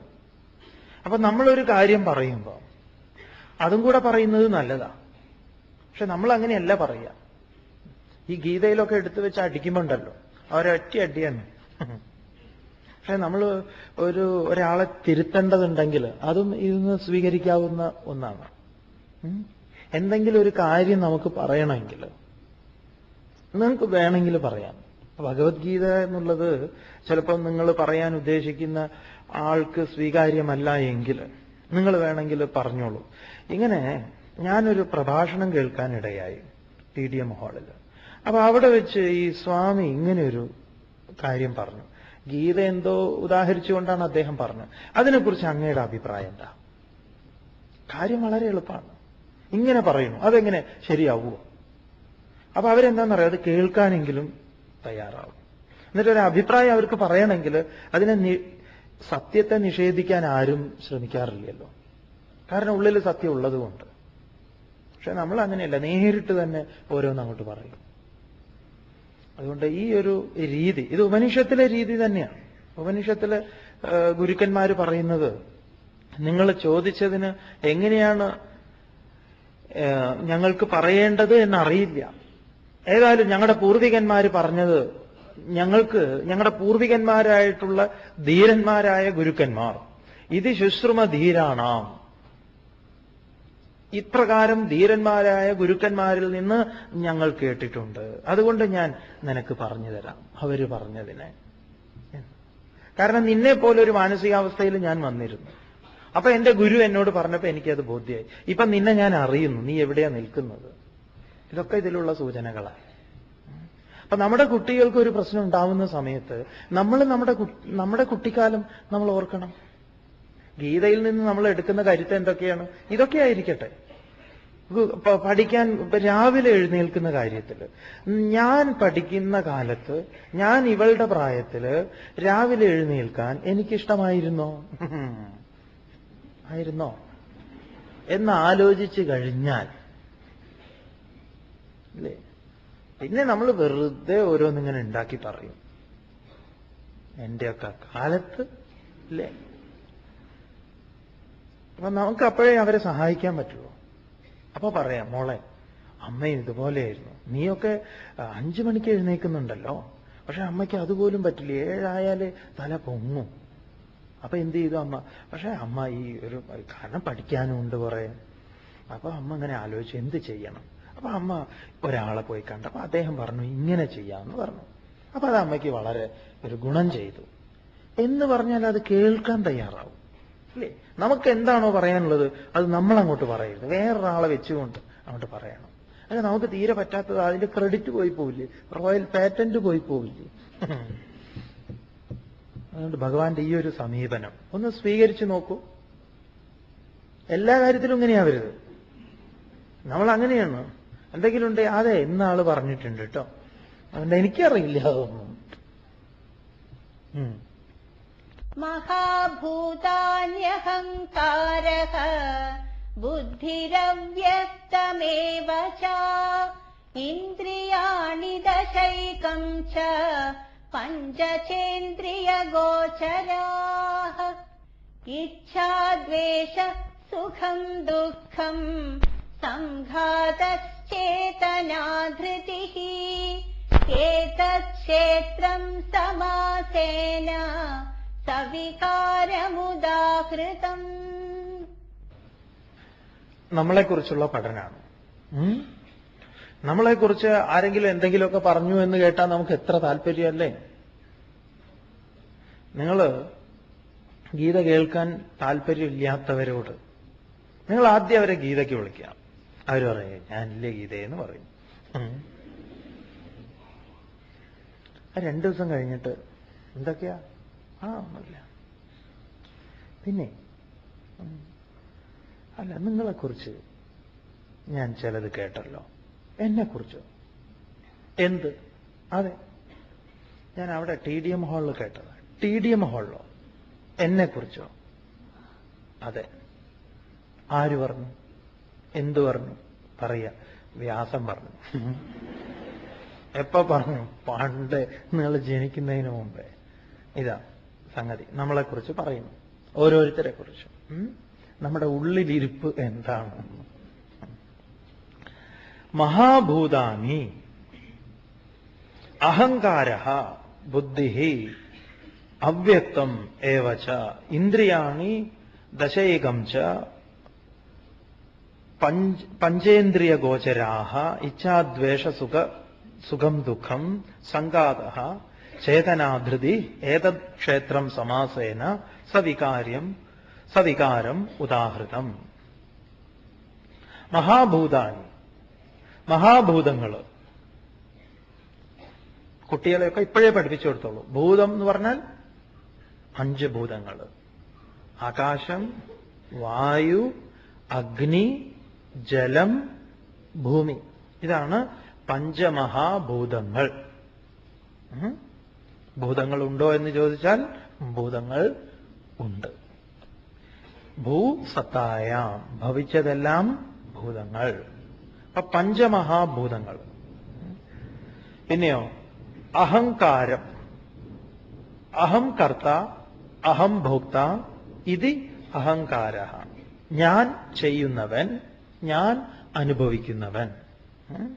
അല്ലെങ്കിൽ ഞാൻ ചെയ്തിട്ടുണ്ട്, ഇനി ഞാൻ അനുഭവിക്കും, നാളെയും ഞാൻ ചെയ്യും. അങ്ങനെ ഒരു വിദ്വാനുണ്ട് നമ്മുടെ ഉള്ളിൽ. അതിനെയാണ് ഇവിടെ തൽക്കാലം അഹങ്കാരം, അഹംബുദ്ധി എന്ന്. പിന്നെയോ ബുദ്ധി, കാര്യകാരണ വിവേചന ശേഷി, ബുദ്ധി. പിന്നെയോ അവ്യക്തം ഏവച. അവ്യക്തം എന്ന് പറഞ്ഞാൽ മൂലപ്രകൃതിയാണ് അവ്യക്തം. രഥകൽപ്പനയിൽ നമ്മൾ കണ്ടതാണ് അല്ലേ? ഇന്ദ്രിയേഭ്യ പരം മനഃ മനസസ്തു പരാബുദ്ധി ബുദ്ധേരാത്മാൻ മഹാൻ പരഃ മഹത പരമവ്യക്തം അവ്യക്താത് പരപുരുഷ പുരുഷാന്ന പരം കിഞ്ചിത് സാ കാഷ്ഠ സാ പരാഗതി. രഥകൽപ്പന സമയത്ത് ഓർമ്മയുണ്ടാവും എന്ന് വിചാരിക്കുന്നു. ഓർമ്മയില്ലെങ്കിലും സ്വാമിക്ക് വിചാരമൊന്നുമില്ല, മുന്നോട്ട് പോവാം. അവ്യക്തം, ആ മൂലപ്രകൃതിയായിട്ടുള്ള, അതായത് നിർവികാര പ്രകൃതിയെന്നും, വ്യക്തം അവ്യക്തം, വ്യക്തമല്ലാത്ത എന്നാൽ അത് വ്യക്തമാണ്. ഞാൻ ഒന്നും അറിഞ്ഞില്ല എന്നൊക്കെ പറയാറില്ലേ? ദശം ഇന്ദ്രിയാണി, 10 ഇന്ദ്രിയങ്ങൾ. ഒക്കെ നമ്മുടെ കാര്യമാണ് പറയുന്നത്. നമ്മളെ ഫോട്ടോ എടുത്താൽ കിട്ടുന്നതാണ് ഇതൊക്കെ. ദശ ഇന്ദ്രിയാണി, 5 കർമ്മേന്ദ്രിയങ്ങൾ, 5 ജ്ഞാനേന്ദ്രിയങ്ങൾ. കർമ്മം ചെയ്യാനുള്ള 5 ഇന്ദ്രിയങ്ങൾ അറിയാലോ: വാക് പാണി പാദപായു ഉപസ്ഥം. അതുപോലെ ജ്ഞാനേന്ദ്രിയങ്ങൾ, വിഷയങ്ങളെ അനുഭവിക്കാനുള്ള ശബ്ദസ്പർശ രസരൂപഗന്ധങ്ങളെ അറിയുന്ന കണ്ണ്, മൂക്ക്, നാക്ക്, ത്വക്ക്, ചെവി ഇത്യാദികൾ. ദശേന്ദ്രിയാണി. ഏകം ച, ഒന്നും. അതെന്താണ്? മനസ്സ്. ഈ ഒരുവനാണ് ഇവർക്ക് മുഴുവൻ കാര്യങ്ങൾ നിർമ്മിച്ചു കൊടുക്കുന്നവൻ. ഏകം ച, ആ മനസ്സ്. പിന്നെ എന്തൊക്കെയുണ്ട്? ഏകം ച ഇന്ദ്രിയഗോചര, ഇന്ദ്രിയ വിഷയങ്ങൾ. ആത്മാനം ഹൃദിനം വിദ്ധി. നോക്കൂ, ഇവിടെ വെച്ച് രഥകൽപ്പനയിലേക്കൊക്കെ പോയ രസമാണ്. ആത്മാനം ഹൃദിനം വിദ്ധി, ശരീരം രഥമേവതോ, ബുദ്ധിം തു സാരഥിം വിദ്ധി, മനഃപ്രഗ്രഹമേവച, ഇന്ദ്രിയാണി ഹയാനാഹു, വിഷയാൻ തേഷു ഗോചരാൻ. ഇന്ദ്രിയഗോചര. ഏതിലാണ് കുതിരകൾ സഞ്ചരിക്കുന്നത്? വിഷയങ്ങളിൽ. വിഷയങ്ങൾ ഏതൊക്കെയാണ്? ശബ്ദസ്പർശരസ രൂപ ഗന്ധം. അപ്പൊ ഇന്ദ്രിയഗോചര, ശബ്ദാദി വിഷയങ്ങൾ. അങ്ങനെ ശബ്ദം, സ്പർശം, രസം, രൂപം ഇത്യാദി വിഷയങ്ങൾ. 5 അതൊക്കെ 5 എണ്ണമുണ്ട്. പിന്നെ ഇച്ഛ, ആഗ്രഹം. ആരാണ് ഈ കുതിരയെ, തേരിനെ കൊണ്ടുപോകുന്നത്? ഇച്ഛ, ആഗ്രഹം. ഗണപതിയുടെ വാഹനം പറഞ്ഞത് ഓർമ്മയുണ്ടാവട്ടെ. വാഹനത്തിന്റെ മുകളിലാണ് പോകുന്നത്. നമ്മളൊക്കെ വാഹനങ്ങളുടെ മുകളിലാണ് യാത്ര ചെയ്യുന്നത്. നമ്മുടെ വാഹനം എന്താണ് എന്ന് ചോദിച്ചാൽ ആഗ്രഹമാണ്. ആഗ്രഹമാകുന്ന വാഹനത്തിന്റെ പുറത്താണ്. ആഗ്രഹമാകുന്ന വാഹനം, ആ വാഹനത്തിൽ വീണ്ടും ഒരു വാഹനം, ഇല്ലേ? വേറൊരു വാഹനമാണ്. ആ വാഹനം ഉപയോഗിക്കാൻ തന്നെ കാരണം എന്താണ്? വേറൊരു വാഹനം. ആ വാഹനം എന്തായിരുന്നു? ആഗ്രഹം. ദ്വേഷ, വിരോധം, ഇതൊക്കെ നമ്മുടെ ഉള്ളിലുള്ളതാണ്. ദ്വേഷ. പിന്നെയോ സുഖം, ദുഃഖം, അനുഭവങ്ങൾ, അനുകൂല പ്രതികൂല ഭാവങ്ങൾ നമുക്കുണ്ട് ഈ ലോകത്തോട്. സുഖം, ദുഃഖം. സംഘാതം. സംഘാതം എന്ന് പറഞ്ഞാൽ ഇന്ദ്രിയങ്ങളുടെ ചേർച്ച, ഓരോന്നുമായി ചേരുന്നത്. അതിൽ പല ചേർച്ചയുണ്ട്, പല വിധത്തിലുള്ള ചേർച്ച. കുട്ടികൾ ലോകത്തെ കാണുന്നത് പോലെയല്ല വലിയവർ ലോകത്തെ കാണുക, ഇല്ലേ? കുട്ടികളുടെ ഇതിൽ ചിലപ്പം കുട്ടികൾ വളരെ ഭംഗിയായിട്ട് കാണും, നമുക്കോ ചിലപ്പോൾ തീരെ മനസ്സിലാവില്ല. പിക്കാസോന്റെ ചിത്രങ്ങൾ കണ്ടിട്ടുണ്ടോ നിങ്ങൾ? പിക്കാസോ അല്ല, വലിയൊരു ചിത്രകാരനാണ്, ആധുനിക ചിത്രകാരൻ. അദ്ദേഹത്തിന്റെ ചിത്രം മനസ്സിലാവണമെങ്കിൽ വലിയ ബുദ്ധിമുട്ടാണ്. ഒരിക്കലും അദ്ദേഹത്തിന്റെ കാറ് നഷ്ടപ്പെട്ടു പോയി. അദ്ദേഹം വേറൊരു തലത്തിൽ ജീവിക്കുന്ന ആളല്ലേ. പോലീസ് സ്റ്റേഷനിൽ ചോദിച്ചു, എന്റെ നമ്പർ എത്രയാണ്? നമ്പർ ഓർമ്മയില്ല. ഒരുപാട് കാറുകളുള്ളതല്ലേ, നിങ്ങൾക്ക് കാർ അറിയോ? എങ്ങനെയുള്ള കാറാന്ന്? അപ്പൊ അദ്ദേഹം വരച്ചു നോക്കുമ്പോ അതൊരു വാഷിംഗ് മെഷീൻ പോലെ ഉണ്ട്. മോഡേൺ ചിത്രകാരനാണ്. അവരാകെ കുഴങ്ങിപ്പോയി എന്ന് പറയാം. ശരിക്കും പറഞ്ഞാൽ അദ്ദേഹത്തിന്റെ ഒരു ആർട്ട് ഗാലറിയിലേക്ക് കുട്ടികൾ മഴയത്ത് ഓടിക്കയറി, അതിന്റെ ഇങ്ങനെ ഓരത്തിങ്ങനെ നിൽക്കുക, വെള്ളത്തിൽ ഇങ്ങനെ ഒലിച്ചങ്ങനെ നിൽക്കുന്നു പിള്ളേര്. അപ്പൊ നല്ല ചുമര്, നല്ലൊരു സ്ഥലമാണ്. അപ്പൊ അതിലാണ് ഇങ്ങനെ പിള്ളേർ കയറി നിൽക്കുന്നത്. ആരുമില്ല അവിടെ. ഇത് കാണാൻ ഒന്നാമത് ആളുകൾ വരില്ല, ഒന്നാമത് മഴക്കാലം. അപ്പൊ ഒരുത്തൻ പറഞ്ഞു, എടാ, ഇത് കാണിച്ചിട്ട് പറഞ്ഞു, ഇതൊക്കെ നമ്മൾ കുത്തി വരഞ്ഞാന്ന് പറയും, വേഗം പോവാ ഇവിടുന്ന്, ഓടിക്കോ, ഇവിടെ നിൽക്കുന്നത് അപകടമാണെന്ന് പറയാം.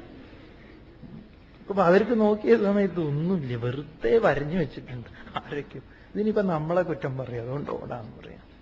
അപ്പൊ ഒരു കുട്ടി പിക്കാസോന്റെ ചിത്രം കാണുന്നത് ഒരു പ്രത്യേക ഭാവത്തിലാണ്. അങ്ങനെയുള്ള സുഖദുഃഖങ്ങള്,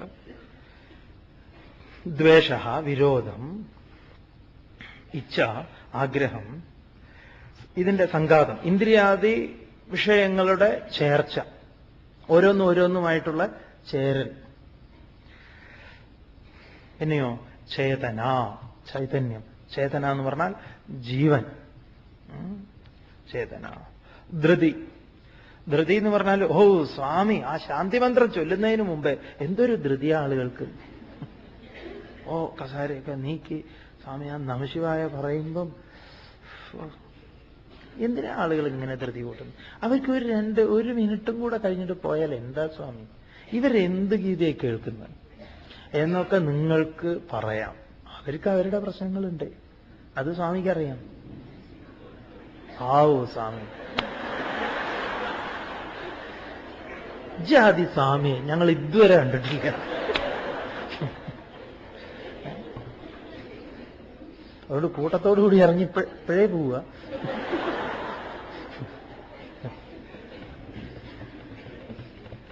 അതെല്ലാവർക്കും അവരവരുടേതായിട്ടുള്ള ഓരോ കാര്യങ്ങൾ. അതിനെ നമ്മൾ അങ്ങേയറ്റം ബഹുമാനിക്കുന്നു.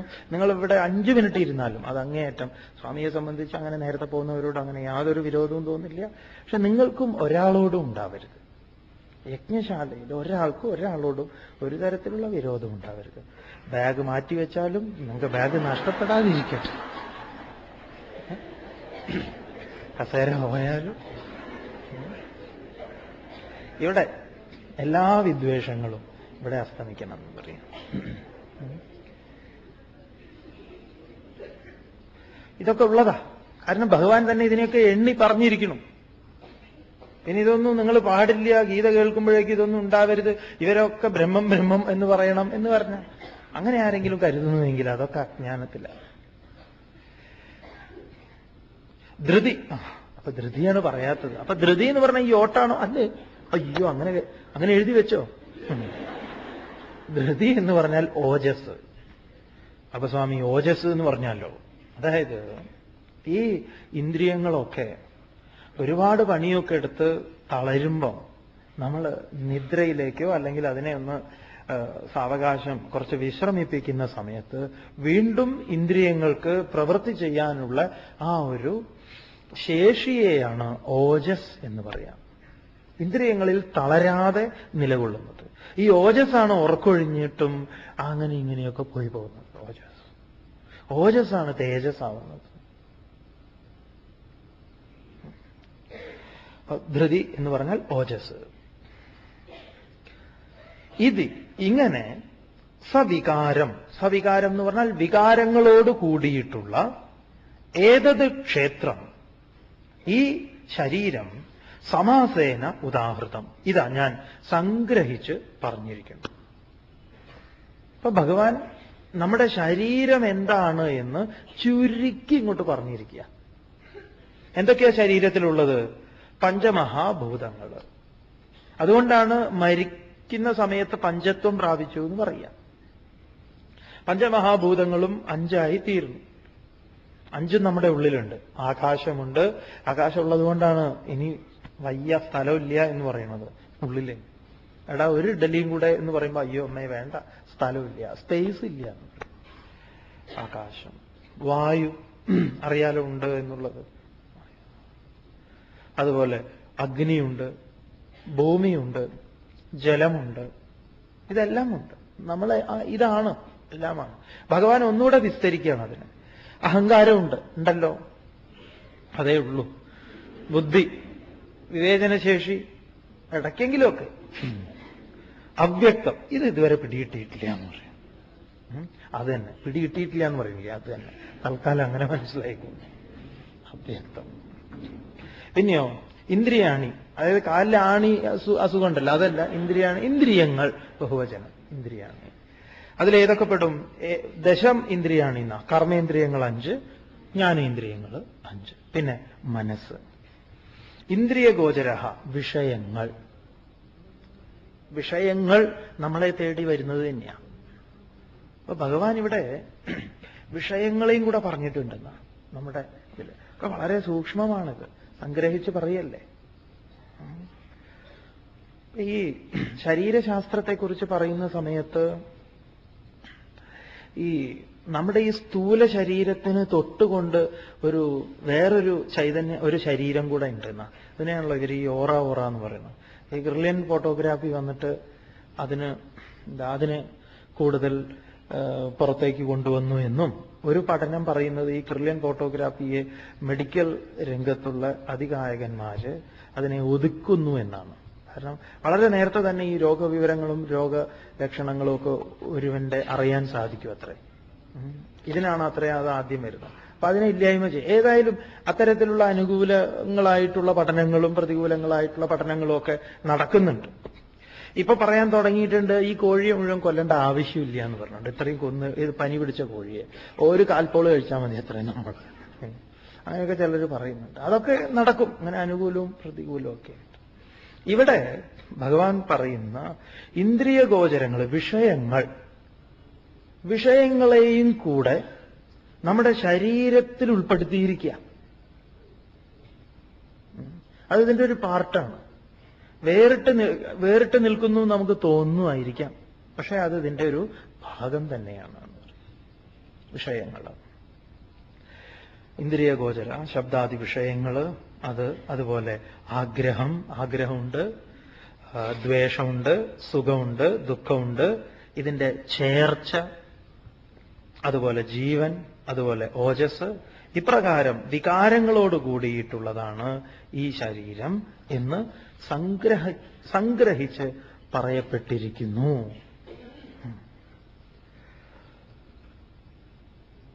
അപ്പം നമ്മുടെ ഇനി ഭഗവാൻ അടുത്ത 8, 9, 10, 11, 12 ശ്ലോകങ്ങളെ കൊണ്ട് എന്താണ് ജ്ഞാനം എന്ന് പറയാൻ പോവാം.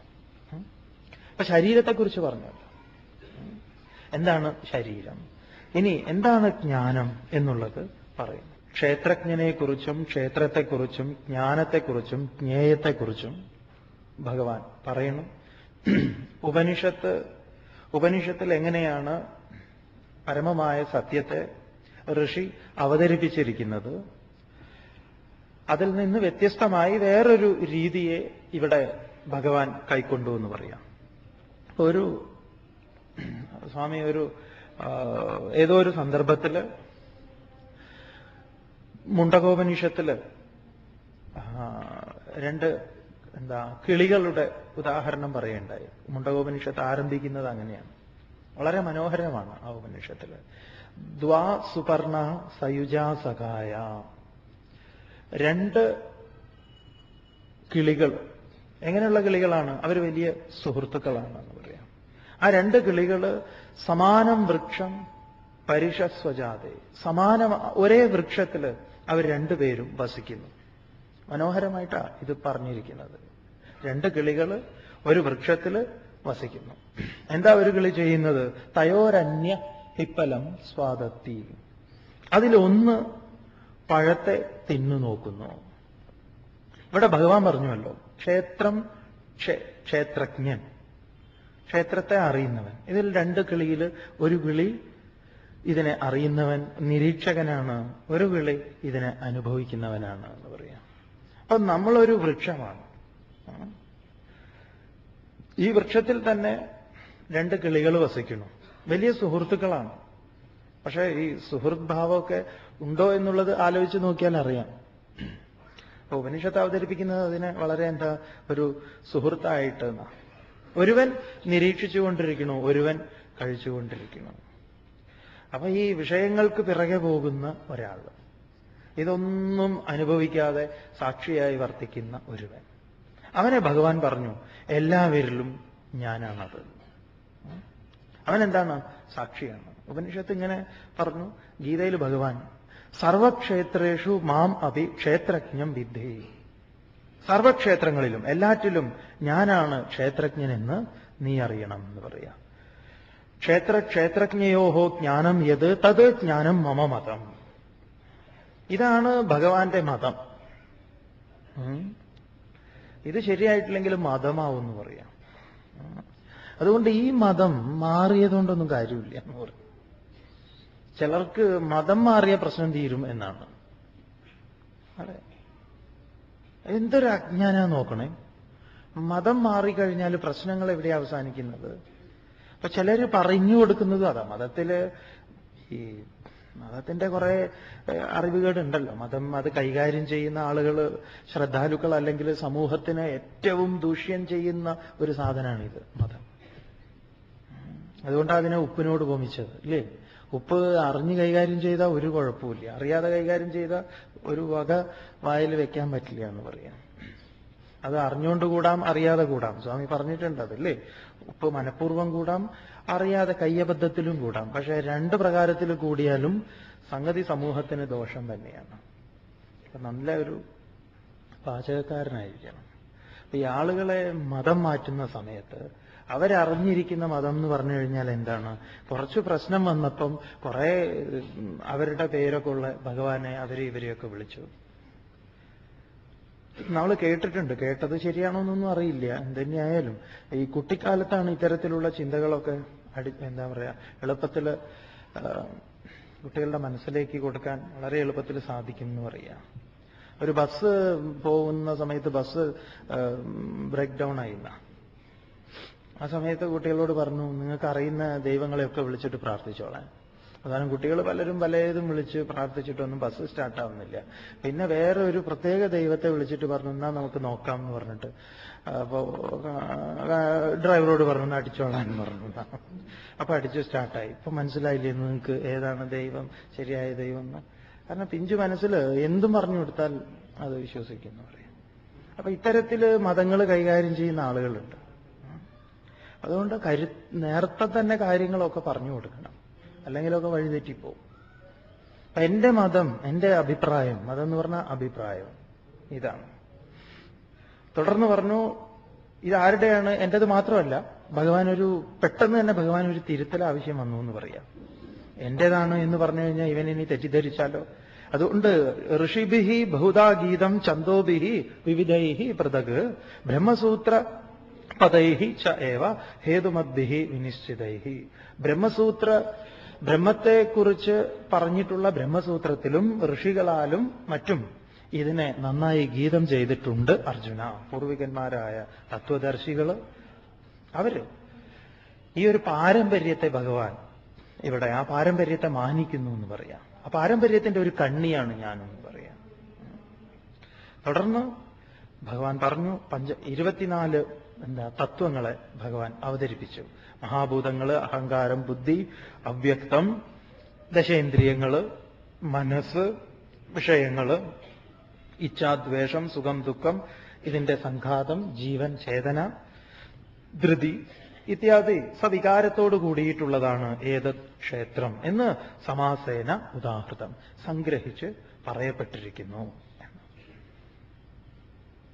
അപ്പൊ നമ്മുടെ ശരീരം എന്താണ്? നമ്മുടെ ശരീരശാസ്ത്രം ഇതൊക്കെ ഒന്ന് പഠിക്കുന്നത് എന്താ പറയുക. അപ്പം ഈ ചില മെഡിക്കൽ കമ്പനികളുടെയൊക്കെ പരസ്യമുണ്ട്, ചില മരുന്നോ അല്ലെങ്കിൽ മറ്റുള്ളത്, ഈ അടുക്കടുക്കായിട്ടുള്ള ശരീരത്തെക്കുറിച്ച് ഇങ്ങനെ തൊലി പൊളിച്ച ശരീരത്തെ ഇങ്ങനെ വെച്ചിരിക്കുന്നത് കാണാം, ഇല്ലേ? പിന്നെ വല്ല കുട്ടികളൊക്കെ ഈ MBBS പഠിക്കുന്നുണ്ടെങ്കിൽ ആ കുട്ടികൾക്ക് എത്രയോ വർഷം, 1-2 വർഷം ആകുമ്പോഴേക്കും സ്കെൽട്ടൺ മേടിക്കണമല്ലോ, ഇല്ലേ? അതേന്നാണ് ഒരു വീട്ടിൽ നമ്മൾ പോയ സമയത്ത് ഈ സാധനം നമുക്ക് കിടക്കാൻ തന്ന വീട്ടിൽ ഇതുണ്ടായിരുന്നു. അപ്പൊ അവര് സ്വാമി കാണണ്ടെന്ന് വിചാരിച്ചിട്ടായിരിക്കാം 2 കുട്ടികൾ അവിടെ ഡോക്ടറാണ്, അതവിടെ പൊതിഞ്ഞു വെച്ചിട്ടുണ്ടായിരുന്നു. അപ്പൊ പിന്നെ എപ്പോഴുമാണ് രാത്രി ഫാനിന്റെ കാറ്റുകൊണ്ട് ഈ സാധനം തുണി താഴെ വീണുന്നേ. ഇത് വലിയ രസമാണ്. എപ്പോഴോ നമ്മളിങ്ങനെ സ്ഥലങ്ങൾ മാറി മാറി ഇങ്ങനെ ഓരോ സ്ഥലങ്ങളിൽ സ്ഥിരമായിട്ട് എവിടെ ഇല്ലല്ലോ. ഇപ്പൊ 108 ദിവസം സ്ഥിരമായിട്ട് ഇവിടെ ഒരു അത്ഭുതമാണ്. അപ്പം എന്തോ അങ്ങനെ നോക്കുന്ന സമയത്ത് കോർണറിൽ ഈ സാധനം ഇങ്ങനെ നല്ല വെളുത്ത കളറിൽ ഇങ്ങനെ ആടുന്നുണ്ട്. ഇതിങ്ങനെ പെട്ടെന്ന് നമുക്ക് മനസ്സിലായില്ല എന്താ ഇത് എന്ന്. പിന്നെ നോക്കി ലൈറ്റ് ഇട്ട സമയത്ത് വളരെ എന്താ പറയാ വലിയ ഉപദ്രവമൊന്നുമില്ലാതെ ഒരു കോർണറിൽ ഇരുന്നിട്ട് അങ്ങനെ നോക്കുന്നു. പിന്നെ രാവിലെ ആയപ്പോ ചോദിച്ചപ്പോ പറഞ്ഞാൽ അതിന് ആർക്കെങ്കിലും കൊടുക്കണം, ജൂനിയേഴ്സിന് കൊടുക്കണം, കച്ചവടമാക്കാൻ വെച്ചതാ, ഇവന്റെ ഉപയോഗം കഴിഞ്ഞു എന്ന് പറയാം. ഇതൊക്കെ നമ്മുടെ ഉള്ളിലിരിക്കുന്ന സാധനങ്ങളാ. നല്ല രസമാണ്.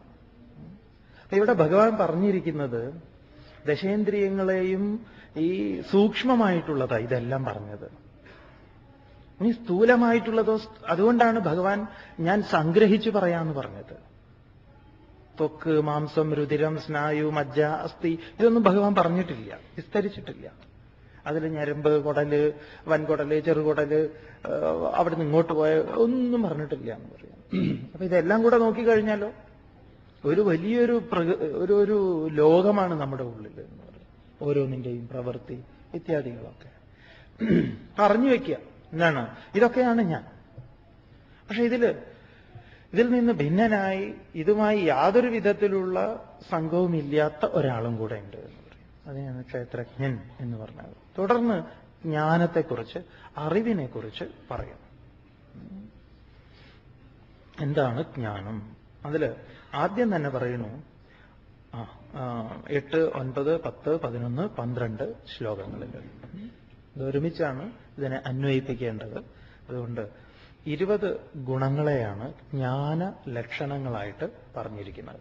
20 ഗുണങ്ങൾ അതിന് ഭഗവാൻ നാളേക്ക് വെച്ചിരിക്കുക പറയാം. എന്താണ് ജ്ഞാനം? അതിൽ ആദ്യം തന്നെ പറയുന്നു 8, 9, 10, 11, 12 ശ്ലോകങ്ങളിൽ ഇതൊരുമിച്ചാണ് ഇതിനെ അന്വയിപ്പിക്കേണ്ടത്.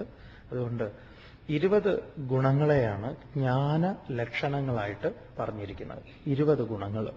അമാനിത്വമദംഭിത്വം അഹിംസാക്ഷാന്തിരാർജവം ആചാര്യോപാസനം ശൗചം സ്ഥൈര്യമാത്മവിനിഗ്രഹഃ. എന്തൊക്കെയാണ്? ഒന്ന്, അമാനിത്വം. അമാനിത്വം അമാനിത്വം എന്ന് പറഞ്ഞാൽ എന്താണ്? മാനി എന്ന ഭാവം ഇല്ലായിക. അമാനിത്വം. മാനി എന്ന ഭാവം എന്താണ്? ഞാൻ വലിയവനാണ് എന്നൊരു ആ നടപ്പിൽ തന്നെ ഉണ്ടാവും എന്ന് പറയാം. ആ കഴുത്തൊക്കെ ഒന്ന് സാധാരണ പറ്റില്ലല്ലോ, ഒന്നും കൂടി അങ്ങോട്ട് പോകും. അപ്പൊ ചിലപ്പോ വല്ല പെടലി ഉളുക്കിയിട്ടൊക്കെ ആയിരിക്കാം, മഹാഭാവമായിരിക്കും ആളുകൾ. പക്ഷെ ചില അങ്ങനെയുള്ളതിനെ കരുതരുത്. ചില സമയത്ത് അങ്ങനെ വന്നേക്കാം. ഇതല്ലാതെ ഇവിടെ പറയുന്നത്, ഉദാഹരണം പ്രകൃതിയിലേക്ക് നോക്കിക്കഴിഞ്ഞാൽ ഈ വൃക്ഷങ്ങളും മറ്റും, ഈ വൃക്ഷങ്ങളെ നോക്കിക്കഴിഞ്ഞാൽ ഈ ശങ്കരാചാര്യ സ്വാമികൾ ജീവൻ മുക്താനന്ദ ലഹരിയിൽ പറയുന്നുണ്ട്, നമ്രശിരസ്കരായിട്ടുള്ള വൃക്ഷങ്ങൾ. ഈ വൃക്ഷങ്ങൾ നമ്രശിരസ്കരാവുന്നത് ഫലം അങ്ങേയറ്റം അധികമായിട്ടുള്ള സമയത്താണത്ര. ഒരു മാവ് താഴുന്നത് അതിൽ നിറയെ ഫലങ്ങൾ ഉണ്ടാകുമ്പോഴാണ്. ഒരു വാഴ താഴ്ന്നു വരുന്നത് അതിന്റെ ഏറ്റവും സമ്പന്നമായ സമയത്താണ്. സമ്പന്നതയിലാണ് വിനയം, താഴ്ചയുണ്ടാകുന്നതെന്ന്. എല്ലാം തന്നെ ഒരു വലിയ ഈ വള്ളി, ഇളവൻ, മത്തൻ, കുമ്പളങ്ങ, ഇങ്ങനെയുള്ള പല പല സാധനങ്ങളും ഉണ്ടല്ലോ. ഇതൊക്കെ താഴ്ന്നു വരും. അതൊക്കെ എപ്പോഴാണെന്ന് ചോദിച്ചു കഴിഞ്ഞാൽ ഫലം നിറയുള്ള സമയത്താണ്. ഫലം ഒന്നുമില്ലാത്ത സമയത്തോ അവരൊക്കെ നിവർന്നു നിൽക്കുന്ന പറയുന്നത്. നമ്മളൊക്കെയോ കയ്യിൽ കാശില്ലെങ്കിൽ പിന്നെ ആ വഴിക്ക് കാണില്ല. കയ്യിലൊരു 10 രൂപ ഉണ്ടെങ്കിൽ അല്ലേ, ചിലപ്പോ ആ വാഴ വെട്ടിയ മാർക്കറ്റിൽ വിറ്റ കാശുമായിട്ടായിരിക്കും ആള് പോകുന്നത്. അപ്പൊ ഈ ഒരു വിനയാന്വിതമായിട്ടുള്ള, അഹങ്കാരമില്ലാത്ത ഈ ഒരു ഭാവം ഒന്നാമത്തെ ലക്ഷണമായിട്ട് പറഞ്ഞിരിക്കുന്നു. അമാനിത്വം, മാനി എന്ന ഭാവമില്ലായ്മ. രണ്ടാമത് പറയുന്നു അദംഭിത്വം, ദമ്പമില്ലായ്മ.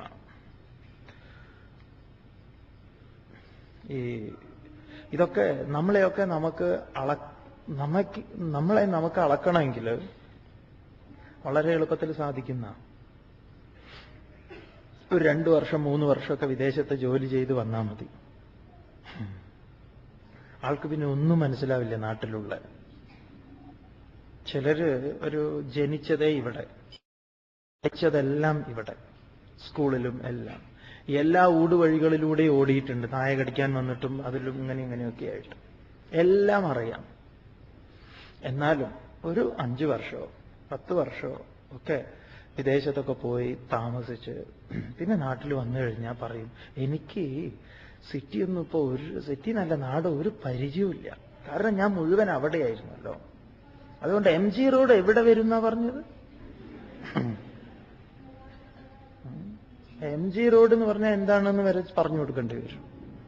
മഹാത്മാഗാന്ധി, അങ്ങനെ ഒരാളുണ്ടായിരുന്നില്ലേ ഞങ്ങളുടെ അവിടെ? ഓണം ഏത് മാസമാണ് അമ്മേ? ഞങ്ങൾ ഈ അവിടെയായിട്ട് ഈ ഓണമൊന്നും ഇല്ലേ ഞങ്ങൾക്ക്? അപ്പൊ എല്ലാം മറന്ന വെറുതെ ഒരു എന്താ പറയുക, അജ്ഞാനം, അറിവില്ലായ്മ തന്നെയാണ് ഇതിനൊക്കെ അടിസ്ഥാനമായിട്ടുള്ളത്. അതില്ലായിക, അദംഭിത്വം എന്ന് പറയാം, ദമ്പം. പിന്നെന്താ പറയണു? അഹിംസ, ഹിംസിക്കായിക. അഹിംസയാണ് ഭഗവത്ഗീതയുടെ ഏറ്റവും കാതലായിട്ടുള്ള ഒരു സന്ദേശം. അഹിംസ, ഒന്നിനെയും കൊല്ലാതിരിക്കുക എന്നുള്ളതിലുപരി നമ്മൾ കണ്ടു ഞാൻ എന്നും എന്റേതും.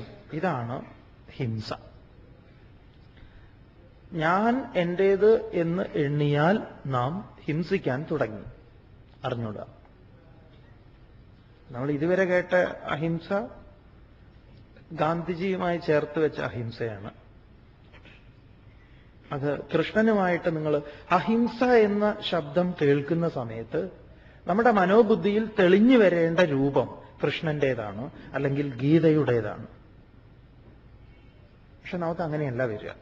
നമുക്ക് അഹിംസ എന്ന് പറയുമ്പോൾ ബുദ്ധൻ വരും, പിന്നെ ഗാന്ധിജി വരും, അങ്ങനെ ഓരോരുത്തർ വരും. അപ്പൊ എന്താ കുഴപ്പം? കാരണം ബുദ്ധമതത്തിന്റെ പ്രചാരണത്തില് നമ്മുടെ തനതായിട്ടുള്ള പലതിനും പല വിധത്തിലുള്ള കോട്ടങ്ങളും സംഭവിച്ചിട്ടുണ്ട്. ബുദ്ധൻ, ഭഗവാൻ ശ്രീ ബുദ്ധൻ ആരാധ്യനാണ്, എന്തുകൊണ്ടും അതിലൊന്നും സംശയം വേണ്ട. പക്ഷേ പ്രാണിഹിംസ എന്നത് അദ്ദേഹം അതിനെതിരായിരുന്നു, അങ്ങേയറ്റം എതിരായിരുന്നു എന്ന് പറയാം.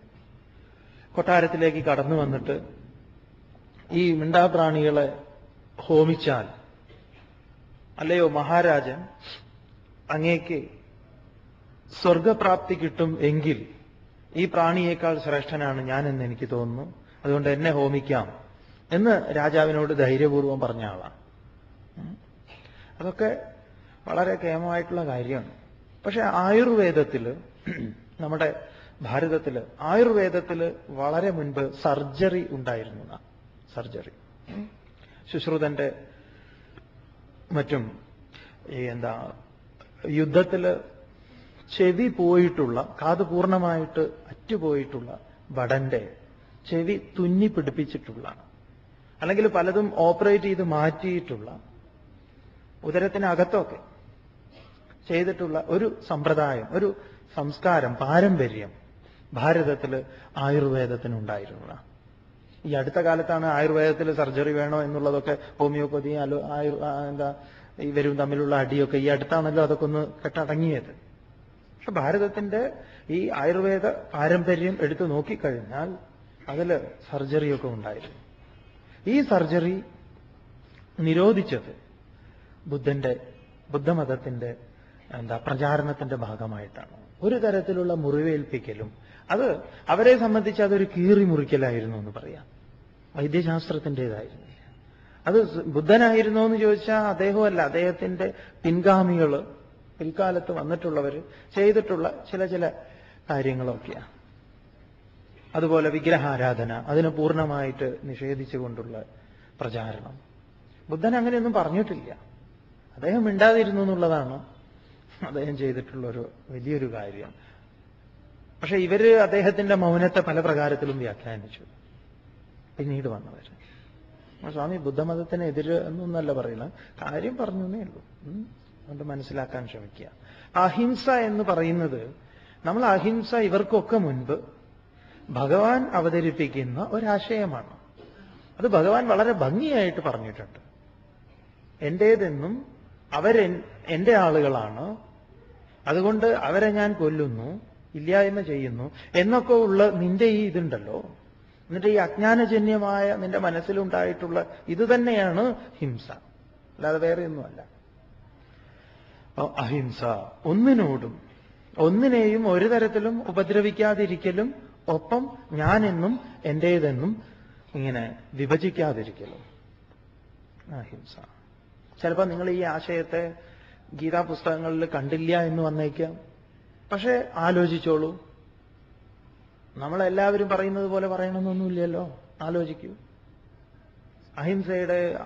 ഹിംസയുടെ ആരംഭം എന്റേതെന്ന് എണ്ണുന്നതാണ് എന്ന് നിങ്ങൾക്ക് കണ്ടെത്താൻ സാധിക്കും, വിഷമമില്ലാതെ.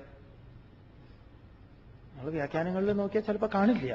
അഹിംസ എന്നുള്ളതിന് അർത്ഥം കൊടുത്തിരിക്കുന്നത് നല്ല പച്ച മലയാളത്തിൽ ഒന്നിനെയും ഹിംസിക്കാതിരിക്കുക എന്നത് തന്നെയായിരിക്കും. പിന്നെ എന്താ സ്വാമി ഇങ്ങനെ പറയുന്നത് എന്ന് ചോദിച്ചാൽ നിങ്ങളും കൂടെ ധ്യാനിക്കേണ്ടത് ആവശ്യമാണ്. അഹിംസ എന്ന ശബ്ദം വളരെ കാതലായിട്ടുള്ളതാണ്. അതുകൊണ്ട് തന്നെ ആളുകൾ പറയുന്നു അഹിംസ എന്നുള്ളത് നടപ്പിലില്ലാത്ത കാര്യമാണ്. എന്താണ് അതിന് കാരണം പറഞ്ഞിരിക്കുന്നത്? എന്താണ് കാരണം? നമ്മൾ നടന്നു പോകുന്ന സമയത്ത് ഉറുമ്പിനെ ചവിട്ടില്ലേ, അടിച്ചു വാരുന്ന സമയത്ത് ചെറിയ പ്രാണികളൊക്കെ മരിച്ചു പോവില്ലേ? ഞങ്ങളൊക്കെ ആണെങ്കിൽ ഞങ്ങൾക്ക് ഇത് തന്നെയാണ് പണി സ്വാമി. എന്തിനെങ്കിലും കണ്ടാ ചൂലെടുത്ത് ഒരൊറ്റയട്ടി കഥ കഴിച്ചേക്കും, ഇല്ലേ? ഓം നമശിവായ ഡിം. നമശിവായ പോലും ഉണ്ടാവില്ല ചിലതിന്. അപ്പൊ അത് സാധ്യമല്ല. അഹിംസ എന്നുള്ളത് സാധ്യമല്ല. അതിനെക്കുറിച്ചല്ല പറഞ്ഞിരിക്കുന്നത്. ഭഗവത്ഗീത വളരെ സ്പഷ്ടമാണ് ആ കാര്യം. ജാതസ്യ ഹി ധ്രുവോ മൃത്യുഹു. ജനിച്ചതിന് മരണം, മരിച്ചതിന് ജനനം, പിന്നെ ഉള്ളതിന് ഇല്ലായ്മയോ ഇല്ലായ്മയ്ക്ക് ഉണ്മയോ ഉണ്ടാകുന്നില്ല.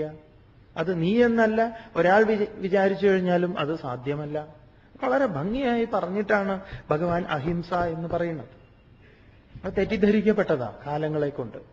അതുകൊണ്ട് ഭഗവത്ഗീതയിൽ നിങ്ങൾ കേൾക്കുന്ന എല്ലാ ശബ്ദങ്ങളും ഓർക്കുക, പഴയതുമായിട്ട് താതാത്മ്യം പ്രാപിക്കരുത്.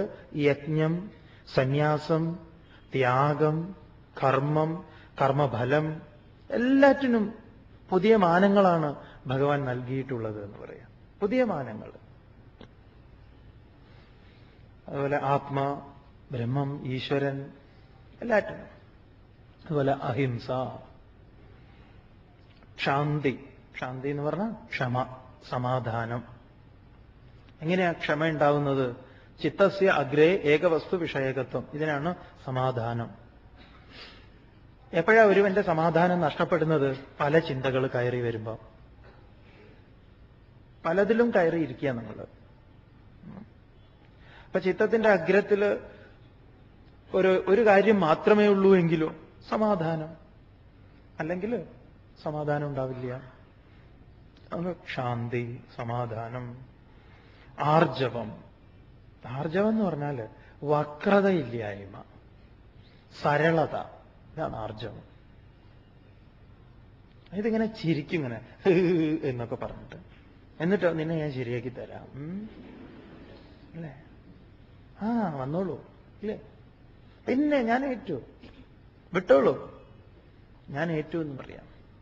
അപ്പൊ തന്നെ നിന്നെ ഞാൻ ശരിയാക്കി തരാം, കുറച്ച് നടത്തി തരാം ഇല്ലേ? എന്നിട്ട് അത് മേടിച്ചുകൊണ്ട് പോവാ, ഇത് മേടിച്ചു കൊണ്ടുപോവാ. ഈ ബാങ്ക് മാനേജർമാരൊക്കെ ഈ കൂട്ടത്തിൽ ഇരിക്കുന്നുണ്ടെങ്കിൽ ലോണിന് വരുന്ന ആദ്യ ദിവസം തന്നെ പറഞ്ഞേക്കുക, നടക്കണ്ട, കിട്ടില്ല. ഇത് 150 പേപ്പർ ആണെങ്കിൽ വേണ്ടില്ല അല്ലേ? ഒരു 750 ഒപ്പ് അയാളെ കൊണ്ടിട്ടിരിക്കും, 1500 പേപ്പർ മേടിക്കും. ഇതെല്ലാം കഴിഞ്ഞിട്ട് അവസാനം പറയും കിട്ടില്ല. അതുകൊണ്ട് അയാൾക്ക് ഈ തൂങ്ങി മരിക്കാനോ അതിനോ ചിലരൊക്കെ കണ്ടിട്ടില്ലേ, വെറുതെ ആഗ്രഹങ്ങൾ ഇങ്ങനെ ജനിപ്പിക്കും.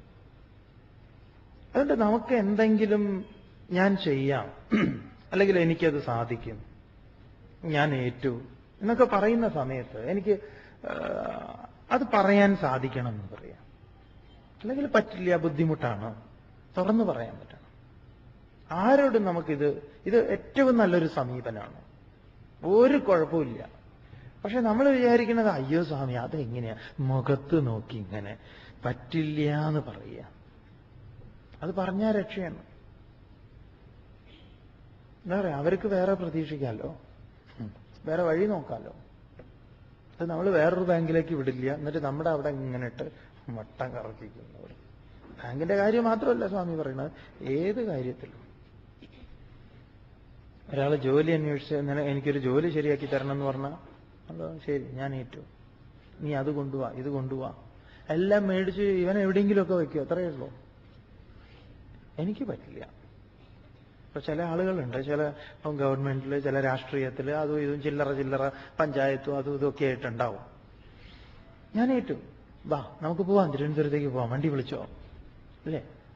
എന്നിട്ട് മറ്റേ നിയമസഭയ്ക്ക് ഒരുപാട് വാതിലുകളുണ്ട്, ഇതിലേ കയറിയിട്ട് ഇതിലൊക്കെ കറങ്ങിയിട്ട് വാ പോവാം നമുക്ക് പോവാം, ഒക്കെ ശരിയായിട്ടുണ്ട് പറഞ്ഞു.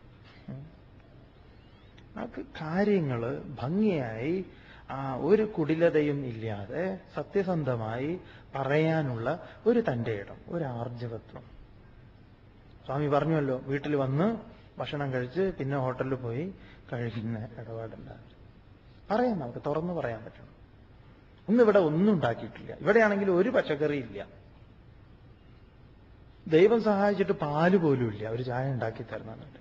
പിന്നെ പറ്റും, നിങ്ങൾ പോയി മേടിച്ചു കൊണ്ടുവന്നാൽ ഞാൻ ഇതൊക്കെ ചെയ്തു തരാം. എന്തൊരു ഇതായിരിക്കുന്നറിയോ? അവർ ജീവിതത്തിൽ കണ്ടിട്ടുണ്ടാവില്ല ഇങ്ങനെയുള്ള ആളുകളെ, അവർ അത്ഭുതപ്പെടും. വേറൊന്നുമില്ല എന്ന് വിചാരിക്കും. നമ്മുടെ ഒന്ന് നോക്കൂ, നമ്മളെ തുറന്നു വയ്ക്കാൻ പറ്റുമെന്ന് നോക്കൂ, ഒന്ന് ആലോചിച്ച് നോക്കൂ. ഭഗവാൻ പറയുന്നത് ജ്ഞാനത്തിന്റെ ലക്ഷണമായിട്ടാണ് ആർജവം എന്ന് പറയാം. അല്ലാതെ ആർജവം എന്ന് പറഞ്ഞാൽ ജിമ്മിൽ പോയിട്ട് ഇങ്ങനെ ഒരു നല്ല ആർജവമുണ്ട് കേട്ടോ ആൾക്ക്. നമ്മൾ ഈ ആർജവം എന്നൊക്കെ പറയുന്നത് തന്നെ എങ്ങനെയാണല്ലോ, നല്ല ആർജവമുണ്ട്. ഇതിന് ഈ കൈയൊന്നും ഇങ്ങനെ ആക്കണ്ട. ആർജവത്തിന് ആചാര്യോപാസനം. ആചാര്യോപാസനം എന്ന് പറഞ്ഞാൽ ആചാര്യനെ ആചാര്യനെ സമീപിച്ച് ആചാര്യനിൽ നിന്ന് കേൾക്കുക എന്നത് ആദ്യം മുതൽ പറയാം.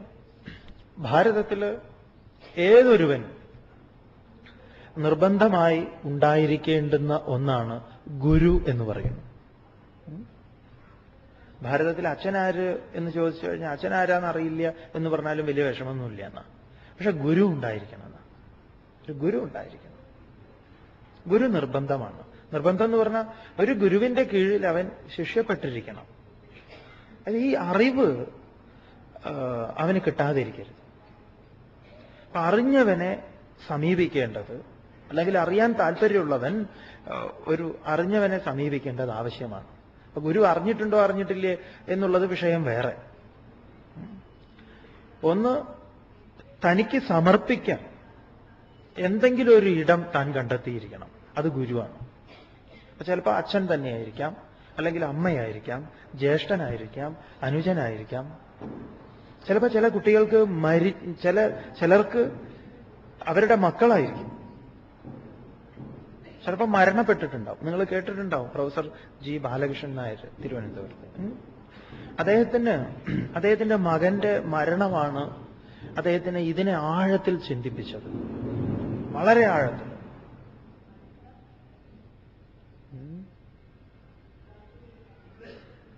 വളരെ അരവിന്ദൻ എന്നാണ് അവന്റെ പേര്. അപ്പൊ ഈ അരവിന്ദന്റെ മരണം ബാലകൃഷ്ണ സാറിനെ വളരെ ചിന്തിപ്പിച്ചു എന്നാ. അങ്ങനെയാണ് അദ്ദേഹം പറയുന്നത് എന്റെ ഗുരുവാണ് അവൻ. അവിടെ സമർപ്പിതനായി എന്ന് പറയാം. എവിടെയെങ്കിലും ഒന്ന് സമർപ്പിതമാകേണ്ടതുണ്ട്. സ്വാമി പറയുന്ന ഗുരു എന്ന് പറയുമ്പോൾ നിങ്ങളിപ്പോ എവിടുന്നൊക്കെ മന്ത്രദീക്ഷ മേടിച്ചിട്ടുണ്ട് എന്ന് സ്വാമിക്ക് അറിയില്ല. ഈ ദുനിയാവിൽ എത്ര കാവ്യക്കാരുണ്ടോ അവരുടെ അടുത്ത് നിന്നൊക്കെ എന്തെങ്കിലുമൊക്കെ മേടിച്ചിട്ടുണ്ടാവും. സ്വാമി ഒന്ന് ഉപദേശിച്ചോളൂ, ഒന്ന് ഒരു പറയും എനിക്ക് കിട്ടിയിരുന്നു, പിന്നെ അവിടെ നിന്ന് കിട്ടി, ഇവിടെ നിന്ന് കിട്ടി, ഇങ്ങനെ നാട് നീളെ നടക്കുക. സ്വാമി എനിക്ക് ഈ വിഷയത്തിൽ എന്താ പറയാ, ഇതിൽ എനിക്ക് ഒരുപാട് പേരുണ്ട്, ഒരുപാട് ഗുരുക്കന്മാരെ ഞാൻ ശുശ്രൂഷിച്ചിട്ടുണ്ട്, അതുകൊണ്ട് അതിന് വിഷമമില്ല എന്ന് പറയാം. എവിടെയെങ്കിലും ഒരു സ്ഥലത്ത് മതി, ധാരാളം. ഇനി പറയുന്നത് എല്ലായിടത്തും പോരുതെന്നല്ലേ, എല്ലായിടത്തും പോകണം. നിങ്ങൾക്ക് എത്ര ഗുരുക്കന്മാരെ കാണാൻ പറ്റുമോ അത്രയും ഗുരുക്കന്മാരെ കണ്ടുകൊള്ളൂ. പോവുക, കാണുക, കേൾക്കുക, പോരുക. നിങ്ങൾ താരതമ്യം ചെയ്യരുത്, ഇത്രയേ ഉള്ളൂ. ഈ ആശ്രമവും ആ ആശ്രമവും, ഇവിടെയും അവിടെയും. ചിലര് ഹരിയോം പറഞ്ഞാൽ ചിലർക്ക് ഹരിയോം പറയാൻ ബുദ്ധിമുട്ടാണ്. അപ്പൊ ചിലര് നമഃശിവായ ഓ, ചിലർക്ക് ഓം എന്തെങ്കിലും വേറെ എന്തെങ്കിലും, അല്ലെങ്കിൽ ചിലര് വേറെ എന്തെങ്കിലും. അപ്പൊ ഇവർക്ക് ഇത് പറയാൻ അവർക്ക് ബുദ്ധിമുട്ട്, അത് പറയാൻ ഇവർക്ക് ബുദ്ധിമുട്ട്, ഇങ്ങനെ അടി. ഈ ഗുരുവാ ശരി, ആ ഗുരുവാ ശരി. അപ്പൊ ഈ ഗുരുവിനെ ഇത് ശരിയാണോ അത് ശരിയാണോ നമ്മളോട് ചിലർ ചോദിക്കാറുണ്ട്. സ്വാമി ഇതിനെക്കുറിച്ച് എന്താ? അതിലൊന്നും നമ്മൾ ആരുമല്ല ഒന്നും പറയാം. അത് നമ്മുടെ തൊഴിൽ അതല്ല. ഇന്നാളെങ്ങനെ, ആ ആളെങ്ങനെ, ഈ ആളെങ്ങനെ എന്ന് പറയേണ്ട ജോലി നമ്മുടേതല്ലല്ലോ, നമ്മുടെ ആരുടെയല്ല. അപ്പൊ ഒരാചാര്യൻ നമുക്കുണ്ടായിരിക്കണം. ആചാര്യോപാസനം എന്നാ പറഞ്ഞിരിക്കുന്നത്. ആചരിച്ചു കാണിക്കുന്നവൻ. എന്താണ് അവൻ ആചരിക്കുന്നത്?